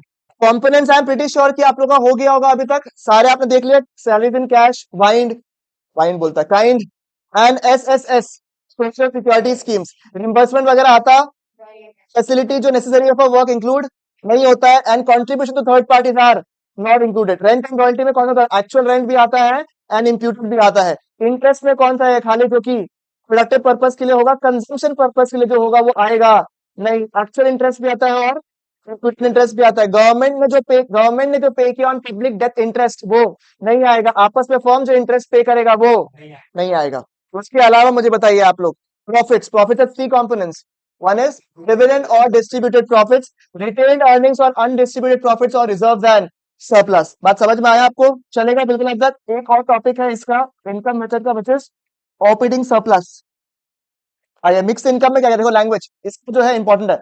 Mix income का language is important for you. इसमें क्या है देखो, it is income generated by the account worker, यानी कि बार्बर्स, फार्मर्स हो गया, and unincorporated enterprise like retail traders, small shopkeepers. It arises from the productive service of the self employed people, जिसमें आप अलग अलग, जैसे होता है ना वेजेस, रेंट वगैरह, उसको अलग अलग आप सेपरेट नहीं कर सकते। मतलब ये लोग को भी रेंट लगता है, इनका भी वेजेस लगता है, इनका भी ब्याज लगता होगा, बट इनको सेपरेट करना जिसमें मुश्किल हो जाता है। वो सेल्फ एम्प्लॉयड पर्सन की इनकम जो है उसको हम लोग कहाँ डालते हैं? मिक्स्ड इनकम में डालते हैं। क्लियर है बिल्कुल यहाँ तक? मुझे बताइए आप लोग। Yes sir. अब ऑपरेटिंग सरप्लस जो आपके बुक में अगर आपने करेक्ट नहीं किया तो करेक्ट कर लीजिए। Operating surplus is the cumulation of a few terms. ठीक है, इसका थ्योरी आप लोग देख के आओगे, खाली आपके संदीप में दिया हुआ ऑपरेटिंग सरप्लस का थ्योरी। ठीक है, ये आप देख के आओगे, 2-3 मार्क्स का रेडी करके रख लीजिएगा खाली। ठीक है, अब ऑपरेटिंग सरप्लस जो है उसमें कौन से कंपोनेंट्स आते हैं? Rent, royalty, interest and profits. इन चारों को जब हम जोड़ देते हैं, क्या क्या बोला मैंने? Rent, royalty, interest and profits, इन चारों को जब हम जोड़ देंगे मुझे क्या मिलेगा? ऑपरेटिंग सरप्लस मिलेगा। ठीक है, इससे स्मार्ट चीज क्या होगा पता है? क्योंकि आपको तो क्वेश्चन में जो है एग्जाम में वो लोग नेशनल इनकम या फिर डोमेस्टिक इनकम निकालने बोलेंगे, and for domestic income via income method you have to add all the 5 components. आप ये देखो ऑपरेटिंग सरप्लस में कौन से कंपोनेंट्स यहाँ पे नहीं है। सबसे पहले तो सीओ ही नहीं है, कॉम्पेंसेशन ऑफ एम्प्लॉयज नहीं है, और दैट मींस कैसे income method can be calculated by rent and royalty plus COE plus interest plus profits plus fix income, और operating surplus plus COE plus fix income. चलेगा? पक्की बात है यहाँ तक? मुझे बताइए, ये 4 कंपोनेंट्स मिलके क्या बनता है? अच्छा, ये पांचों कंपोनेंट्स को जुड़ के क्या मिलेगा? देश का इनकम। देश का इनकम मतलब एनडीपी एंड एफसी, यानी कि डोमेस्टिक इनकम। उसमें से हम लोग क्या ऐड करेंगे? डोमेस्टिक से नेशनल जाने के लिए क्या करना पड़ता है? नफिया के साथ। तो क्या मिलेगा? National income. प्रिकॉशंस में आएंगे सबसे पहले, ये इसका प्रिकॉशंस इंपॉर्टेंट है फ्रॉम द एग्जाम पर्सपेक्टिव। ठीक है, नंबर 1 ट्रांसफर इनकम आता है क्या? सर ट्रांसफर इनकम नहीं आता है, वो तो ठीक है। टर्म्स देखो क्या क्या लिखा हुआ है। स्कॉलरशिप, ये क्या है? ट्रांसफर इनकम इंक्लूड नहीं होगा। डोनेशंस मिला, चैरिटी, ओल्ड एज पेंशन। आप बोलोगे सर हमने तो मेहनत पहले किया था ना, अभी उसका पेंशन मिल रहा है। नहीं, अभी कोई प्रोडक्टिव सर्विस रिटर्न दे रहे हैं क्या पेंशन के अगेंस्ट? आप नहीं दे रहे तो उसको इंक्लूड नहीं करेंगे, are not included in the calculation of national income because such receipts are not connected with any kind of, आपको लिखना पड़ेगा रीजन कि एक तो ये ट्रांसफर इनकम है और कोई भी प्रोडक्टिव सर्विस नहीं प्रोवाइड कर रहा है और ना ही कोई वैल्यू एडिशन हो रहा है। दो चीज क्या क्या, प्रोडक्टिव एक्टिविटी नहीं है, ना ही कोई वैल्यू एडिशन है। Number two, income from sale of second hand goods, already कर लिया था, आएगा क्या? नहीं, बिकॉज का वैल्यू ऑलरेडी इंक्लूड होता है, does not result in the flow of goods and services, in fact it results into what, double. But इसको बेचने के लिए कोई ब्रोकरेज कमीशन पे किया तो वो इंक्लूड हो जाएगा। तो देखो सिंपल, ये इंपॉर्टेंट एग्जाम के लिए, ठीक है ना, ये बहुत पूछता है आपको, सामक कर लीजिएगा आप लोग। Income from sale of shares, bonds, debentures, जब भी हम शेयर्स बेचते हैं, मान लो मेरे पास 100 रिलायंस के शेयर्स मैंने आपको बेच दिया, ठीक है, क्या ये एक नेशनल इनकम के कैलकुलेशन में आएगा? नहीं, तो सेम ही चीज तो है, शेयर वो अलग थोड़ी ना हुआ, कोई वैल्यूएशन थोड़ी ना हुआ उसमें, सेम ही शेयर मैंने किसी और को दे दिया, तो वो तो आएगा नहीं, because does not even the current flow of, ये तो दिमाग में सेट कर लो, current flow of goods and services, current flow of goods and services, ठीक है, सिर्फ और सिर्फ टाइटल चेंज हो रहा है, पेमेंट जो है चेंज हो रहा है, मैं ओनर था मुझसे विक्टर बन गया, सिर्फ पेमेंट, बट मैंने शेयर्स को बेचा खरीदा, आपको पता ना ब्रोकरेज वगैरह पेमेंट होता है, वो इनकम आएगा या नहीं आएगा? वो आ जाएगा, समझ में आया रानी जी? क्लियर है, बिकॉज वो क्या है, विंडफॉल गेन्स क्या होता है रे, सट्टाबाजी लगाना, हॉर्स रेसिंग में वो करना, लॉटरीज वगैरह, ये सब इंक्लूड, बिकॉज ये सब प्रोडक्टिव एक्टिविटी, तो current flow of goods and services में नहीं आता है, प्रोडक्टिव एक्टिविटी नहीं है, वैल्यू एडिशन करता नहीं है। ये दो तीन क्या कीवर्ड याद कर लीजिएगा कि रीजन आया, आपने आंसर लिख दिया, आपको फुल मार्क्स मिल गया उसमें। इंक्लूडेड वैल्यू आता है क्या? Answer is what, yes sir. फिर payment out of past savings, मान लो आपका जो भी पुराना जो सेविंग्स था उससे आपने आज के डेट में कुछ पेमेंट किया, ठीक है, जैसे डेट टैक्स वगैरह है, अब थोड़ा सा कम हुआ है, डेट ड्यूटीज वगैरह, गिफ्ट टैक्स अभी नहीं है, इंटरेस्ट टैक्स वगैरह ये सब इंक्लूड नहीं होगा, बिकॉज ये सब कब के हैं, पहले के सेविंग्स के हैं, अभी के करंट फ्लो में नहीं आता है, ठीक है। तो अगर मैं इसमें से इंपॉर्टेंट मार्क कर रहा हूं आप लोग के लिए, one is past payment out of past savings वाला पॉइंट, एग्जाम्पल देखने वाला, एग्जाम्पल्स इंपॉर्टेंट है, ठीक है, एंड ये सेल ऑफ शेयर्स वगैरह, और ये सब नाम, ये सब जो है ट्रांसफर इनकम है, वैल्यू एडिशन नहीं करता है, हेंस नॉट इंक्लूडेड। क्लियर है बिल्कुल, यहां तक मुझे बताइए आप लोग, एब्सोल्युटली फाइन, यहाँ पे इनकम मेथड सॉर्टेड हो गया पूरा, ये सारे के सारे, ठीक है, डन। अब we are moving on to the last topic. अच्छा, एक पीडीएफ मैं आप लोग से मैं शेयर करना चाहता हूँ, यहाँ वाला, वो मैं कर दूं क्या पीडीएफ शेयर आप लोगों के साथ में? इसमें बस एक ही इशू है, इसमें थोड़ा बहुत एरर हो सकता है आंसर में, तो वो डिस्कस कर लेंगे, अगर कुछ एरर हुआ तो आप लोग को दे दूं ये पीडीएफ आप लोग को, बहुत सुंदर से बनाया था मैंने ये वाला, बट थोड़ा सा जो क्वेश्चन है ना, मेनली कौन सा पता है क्या, सम्स जो है ना, सम्स, उसमें थोड़ा बहुत एरर हो सकता है, बट आप लोग के सॉल्यूशन के लिए काम आ सकता है, बिकॉज अगर कुछ डिफरेंस है तो आप लोग आके क्लास में डिस्कस कर सकते हो कि सर भैया इसमें तो डिफरेंस आ रहा है, ठीक है। इसके अलावा यू हैव टू डू 21 22 22 23 23 24 का क्वेश्चन, मतलब सैंपल पेपर वगैरह, तो आपका हो जाएगा, मैं भेज देता हूँ, एनआई क्वेश्चन भेज देता हूँ आप लोग को, बाकी चैप्टर से भी चाहिए तो बताना, मैं वो बाकी का भी भेज दूंगा, मतलब 21 22 तक का पेपर है उसमें ऑलरेडी डाला हुआ है, 21 22 का जो पेपर था पीवाई की, उसके पहले का उसका दिया हुआ है, कृष्णा ऑन करेगा, वो एनोटेटेड दे दिया आप लोगों को, कोई बात, तो थोड़ा लिखा हुआ रहेगा, चलेगा ना, हाँ आंसर दिया हुआ है, बट हो सकता है एरर आए इसमें, इसलिए मैंने फुल फ्लेटेड इसको दिया नहीं था प्रिंट करने के लिए।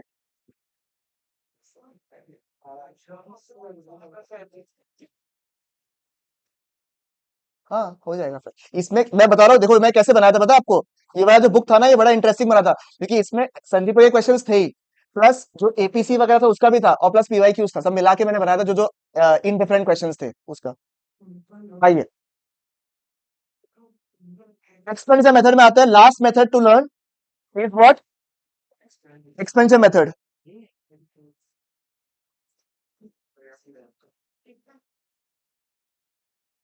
वो पीडीएफ भी मैंने आप लोग को दिया था, वो दोनों मेथड का, उसके लिए,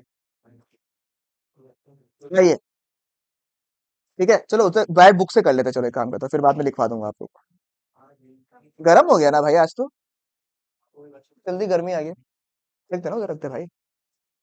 एक्सपेंडिचर मेथड सुनो, कभी कभार हमारे लिए इनकम जो है उसको डिटरमाइन करना बहुत मुश्किल है, बट आपको याद होगा, first method that we studied was what, value added method, on the expenditure that we are about to make on the goods and services. जो भी मैं सामान बनाऊंगा, जो भी मैं सामान बनाऊंगा, उस पर खर्चा किया हुआ रहेगा ही नहीं रहेगा, मुझे बताइए आप लोग। The answer is what? Yes sir, उस पर खर्चा करेंगे हम लोग। इनडायरेक्टली क्या मैं बोल सकता हूँ कि अगर मैंने देश का जितना भी खर्चा, जितना भी इन्वेस्टमेंट्स, उन सबको मैं जोड़ दूं, क्योंकि लोग भाग गुड्स एंड सर्विसेज के ऊपर खर्चा और इन्वेस्टमेंट्स करते हैं या नहीं करते हैं? करते हैं। उन सभी के खर्चों और इन्वेस्टमेंट्स को अगर मैंने जोड़ दिया, तो कहीं ना कहीं मुझे देश में कितना गुड्स एंड सर्विसेज प्रोड्यूस हो रहा है उसका वैल्यू पता चलेगा चलेगा। क्योंकि देश में गुड्स एंड सर्विसेज बन रहा है, कुछ खर्चे हैं और कुछ इन्वेस्टमेंट्स है। नजरिया है ना। अगर आप बोलोगे land is an investment, yes. अगर मैं बोलूंगा खर्चा है, एक बार के तो खर्चा रुपया जा रहा है, वो भी सही है। तो कुछ आपके खर्चे है, कुछ आपके इन्वेस्टमेंट्स है। मैंने वो सबको जोड़ दिया तो मुझे क्या मिलेगा? देश में कितना गुड्स एंड सर्विसेज का वैल्यू हुआ है। That is nothing but what? GDP. और जब जीडीपी पहुंच गए हम लोग, उसके बाद आपके लिए नेशनल इनकम निकालना पॉसिबल है। The answer is what? Yes. इसलिए एक्सपेंडिचर मेथड जो है उससे हम लोग कहां पहुंचते हैं? For those people who have, I guess everybody has done aggregate demand. उसके चार कंपोनेंट्स थे, याद करो क्या क्या था। P plus G plus I plus X minus, ये चारों ही कंपोनेंट्स आपके नेशनल इनकम में भी है। बस थोड़ा सा क्या होता है, वहां पे हम लोग अलग से डिटेल में नहीं पढ़ते हैं, यहाँ पे डिटेल में दिया। सबसे पहला आपने क्या बोला था? सी। ठीक है, सबसे पहला क्या है? सी। इसको बोलते हैं प्राइवेट फाइनल कंजम्पशन एक्सपेंडिचर। क्या है sir? Private final consumption expenditure. अच्छा चलो, इनके टर्म्स टफ है। तो वहां था ना, रॉयल्टी है, इंटरेस्ट है, सीओई, इजी टर्म्स था। यहाँ के टफ टर्म्स टफ है, बट कंटेंट बड़ा आसान है। ये चारों को याद करना बिल्कुल बाएं हाथ का खेल है। और अच्छा बेस्ट चीज क्या है, ये चारों के अलावा जो मैं बताऊंगा ना, उसके अलावा एज सच कोई आज तक तो कोई ऐसा कोई नया एडजस्टमेंट भी नहीं आया।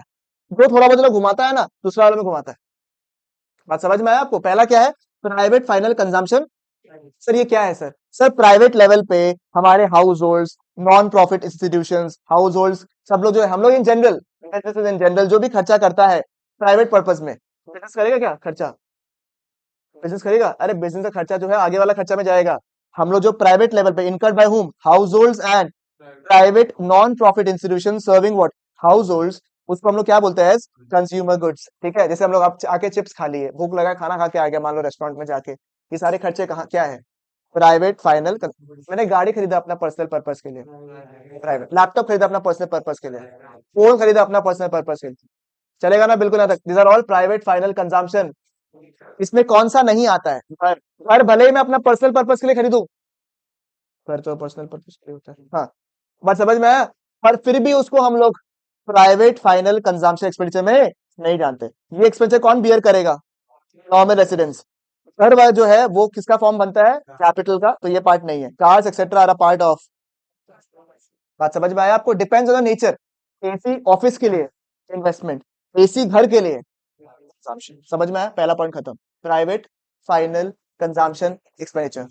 दूसरा है जो गवर्नमेंट बियर करता है, जो कि है गवर्नमेंट फाइनल कंजम्पशन एक्सपेंडिचर। दूसरा क्या है? Government final consumption expenditure. ठीक है सर, ये कौन सा खर्चा है? जैसे कि हम खर्चा करते हैं नॉर्मल बेसिस में, वैसे गवर्नमेंट भी खर्चा करता है नहीं करता है? आज रास्ता साफ करा दिया, मतलब कभी तो कराता ही है ना। ठीक है, फिर जैसे वो नाला वगैरह साफ हो गया, ठीक है, उसके बाद लोगों को सैनिटाइज करवा दिया, ठीक है, पब्लिक टॉयलेट को क्लीन करवा दिया। ये सारे क्या है आपके? I know it's all delusional, but still if it happens, these are all what? Government final consumption expenditure। से डिफेंस हो गया, लॉ हो गया, ऑर्डर्स हो गया, एजुकेशन में खर्चा करना हो गया, बुक्स वाला डिस्ट्रीब्यूट हो गया, वो सब क्या आ गया आपके? Government final consumption expenditure. तो समझ में आ गया आपका? एक है प्राइवेट फाइनल, एक है गवर्नमेंट फाइनल। चलेगा? डन। फिर लास्ट वाला कराऊंगा पहले। क्या है आपका? क्योंकि जब मैं आपकी बात कर रहा था, तब मैंने बोला देश में कितना गुड्स एंड सर्विसेज, मतलब देश में जो गुड्स प्रोड्यूस हुआ है उस पर आप कितना खर्चा कर रहे हो, मतलब जो बाहर गया है उसको अपन कंसिडर। आप मुझे बताइए, अगर हम लोग एक्सपोर्ट करते हैं सामान, तो खर्चा कहाँ होता है? इंडिया में तो ना, मान लो ये घड़ी में यहाँ बना के एक्सपोर्ट कर रहा हूँ, खर्चा कहाँ हो रहा है? यहाँ पे रॉ मटेरियल कहाँ पे लग रहा है, लेबर कहाँ पे लग रहा है, तो खर्चा ऑफ प्रोडक्शन कहाँ हो रहा है? इसलिए हम लोग एक्सपोर्ट्स को एज एन एक्सपेंडिचर माना है। जब हम सामान इंपोर्ट करते हैं, यस पैसा जाता है, बट जो लेबर कॉस्ट है, जो रॉ मटेरियल कॉस्ट है, वो कहाँ का लगता है? बाहर का, इसलिए क्या है, नेट एक्सपोर्ट्स निकालेंगे, इंपोर्ट माइनस एक्सपोर्ट्स, रीड करते वगैरह, it is the difference between the exports and the imports of a country during a period of. Net exports में जो लोग नया है वो लोग कंफ्यूजन हो सकता है, प्लीज पूछिएगा अगर डाउट है तो आप लोग को। बाकी लोग को तो क्या डिटेल एक्सप्लेनेशन दिया हुआ था जब मेन क्लास अपन ने किया था। आप लोग को डाउट रहेगा तो बताइएगा आप लोग, ठीक है। अब difference between what exports minus imports during the period of 1 year। Export refers to the expenditure by the foreigners on the purchase of domestic products. The exported goods have to be produced within the domestic territory, so it is included in the output. Imports is the expenditure by the residents on the foreign goods. They are deducted to obtain the domestic products as they are not produced within the, hence net export is what, export minus। ये exam में पूछता है net exports वाला point को, ठीक है। अब थोड़ा कम हो गया है, नहीं नहीं इसका रीजन, ठीक है, रीजन पूछता है बट अभी थोड़ा कम हो गया है। अच्छा, एक्सपोर्ट और इंपोर्ट अगर दिया हुआ क्वेश्चन में तो वो कौन सा मेथड के लिए बोल रहा है, एक्सपेंडिचर। एक्सपोर्ट इंपोर्ट देख के भावुक मत होइएगा नफिया बोल के, नफिया अलग है, एक्सपोर्ट अपना, समझ में आया, की बात है, नफिया अपनी है, ये बाहर वाला है, ठीक है। चलेगा बिल्कुल अब तक, पक्की बात है 100%, नफिया सबके साथ चलेगी, ये सिर्फ इसके साथ में, ठीक है। आइए, दैट साउंडेड सो रॉन्ग, ठीक है। लास्ट पॉइंट जिसके ऊपर जो सीबीएसई है वो आपको थोड़ा घुमाता है, बट वो भी याद कराने का तरीका आपको मैं बता दूंगा अच्छे तरीके से। लास्ट पॉइंट, ठीक है, आइए, लास्ट पॉइंट हो गया। अच्छा, खर्चे खत्म, ठीक है, और डोमेस्टिक डोमेस्टिक का बात करने के लिए हम लोग नेट एक्सपोर्ट्स को भी रियलाइज कर लिए। सारे के सारे खर्चे ही होते हैं क्या, या इन्वेस्टमेंट भी होता है। जब हम खर्च की बात करते हैं तो हम खर्च भी करते हैं और इन्वेस्टमेंट भी करते हैं, तो दोनों आ गया ना, दोनों आया नहीं है, अरे हाँ या ना, ओके। तो आप मुझे बताइए, ये टोटल इन्वेस्टमेंट को हम लोग बोलते हैं ग्रॉस, यहाँ पे टर्म्स बहुत इंपॉर्टेंट है, नेट नहीं है ये, क्या है, ग्रॉस डोमेस्टिक, ध्यान से पढ़िएगा, वापस क्या बोला मैंने, ग्रॉस डोमेस्टिक। कैपिटल फॉर्मेशन समझाने की दरकार नहीं है आपको, you know it is a kind of capital asset के ऊपर इन्वेस्टमेंट। तो हम बताइए क्या है, ग्रॉस डोमेस्टिक कैपिटल फॉर्मेशन, इसको हम लोग ग्रॉस इन्वेस्टमेंट भी बोलते हैं। अगर ये दिया हुआ रहेगा ग्रॉस इन्वेस्टमेंट तब तो कंफ्यूजन ही नहीं है ना, वो तो सिंपली ऐड कर लेंगे, खत्म कहानी।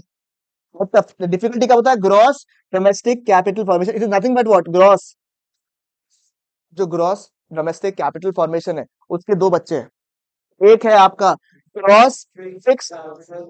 80% से 90% बच्चों को इसी में कंफ्यूजन होता है, वो लोग कंफ्यूज होते हैं between domestic production and fixed.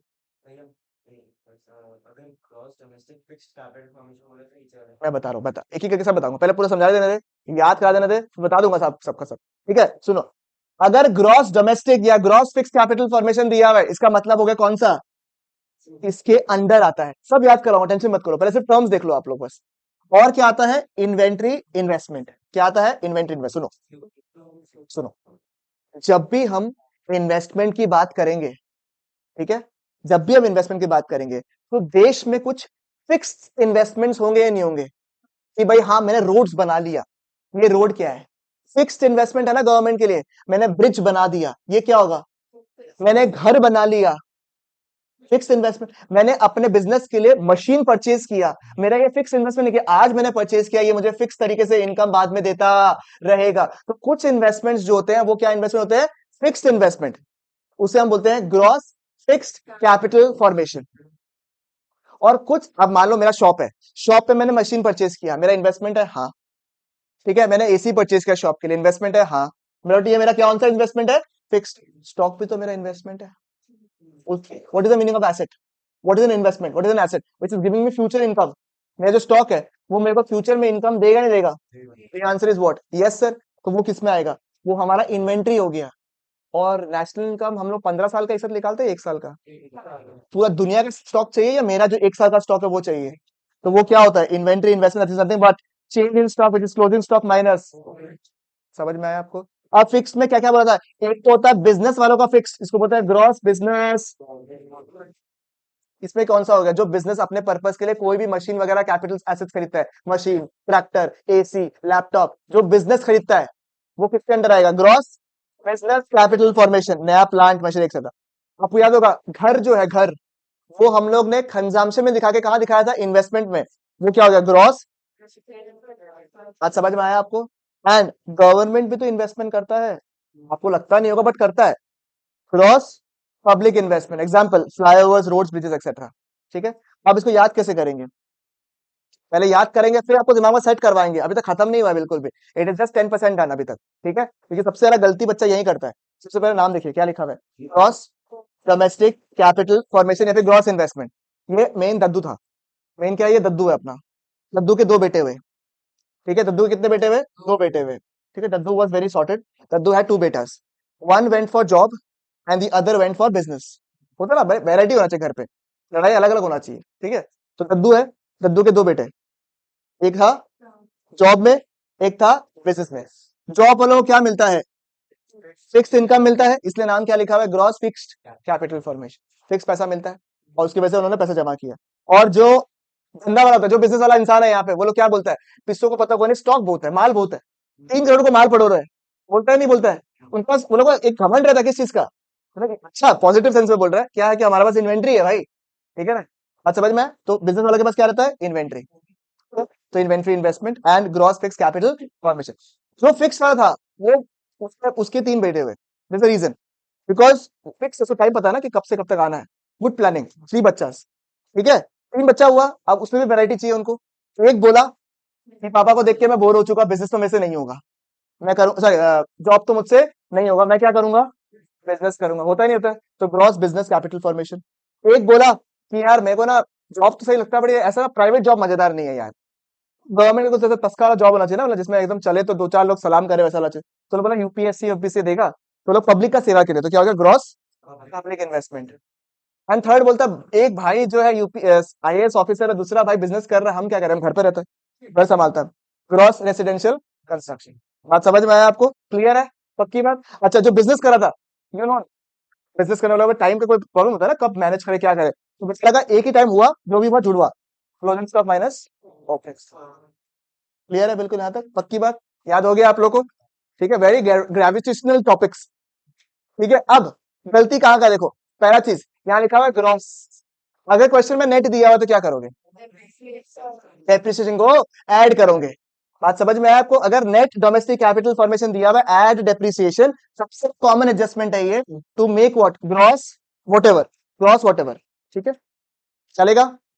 अब क्वेश्चन में दिया हुआ है ग्रॉस फिक्स कैपिटल फॉर्मेशन 1200 और दिया हुआ है net domestic capital formation 1100। Difference क्या है दोनों का, डेप्रिसिएशन। और लेगा कौन सा हम लोग, ग्रॉस वाला लेगा। ठीक है, बात समझ में आया आपको, क्लियर है? नहीं समझ में आया, समझ गया?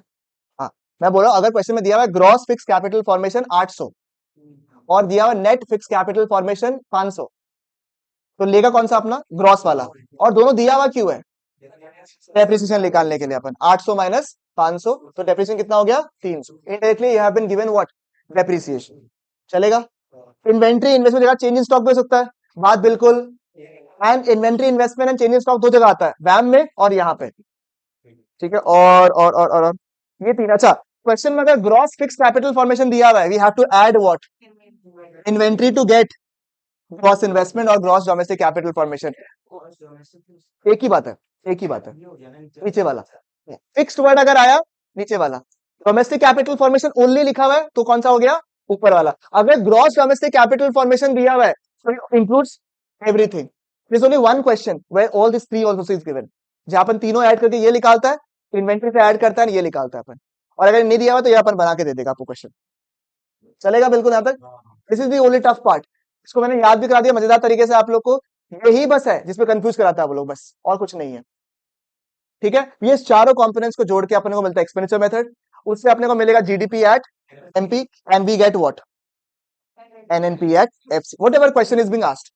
प्रिकॉशंस देखो क्या लिखा हुआ है, इंटरमीडिएट गुड्स में एक्सपेंडिचर जो है वो क्या होगा, include transfer payments, because does not, देखो सेम आंसर, कोई प्रोडक्टिव एक्टिविटी नहीं है, वैल्यू एडिशन नहीं करता है। Next, purchase of second hand goods नहीं आएगा, बट अगर ब्रोकरेज कमीशन होगा तो। परचेज ऑफ फाइनेंशियल एसेट मतलब ये शेयर्स बॉन्ड्स वगैरह, वो नहीं आएगा, बट अगर उसको बेचने के चक्कर में कमीशन हुआ तो आएगा।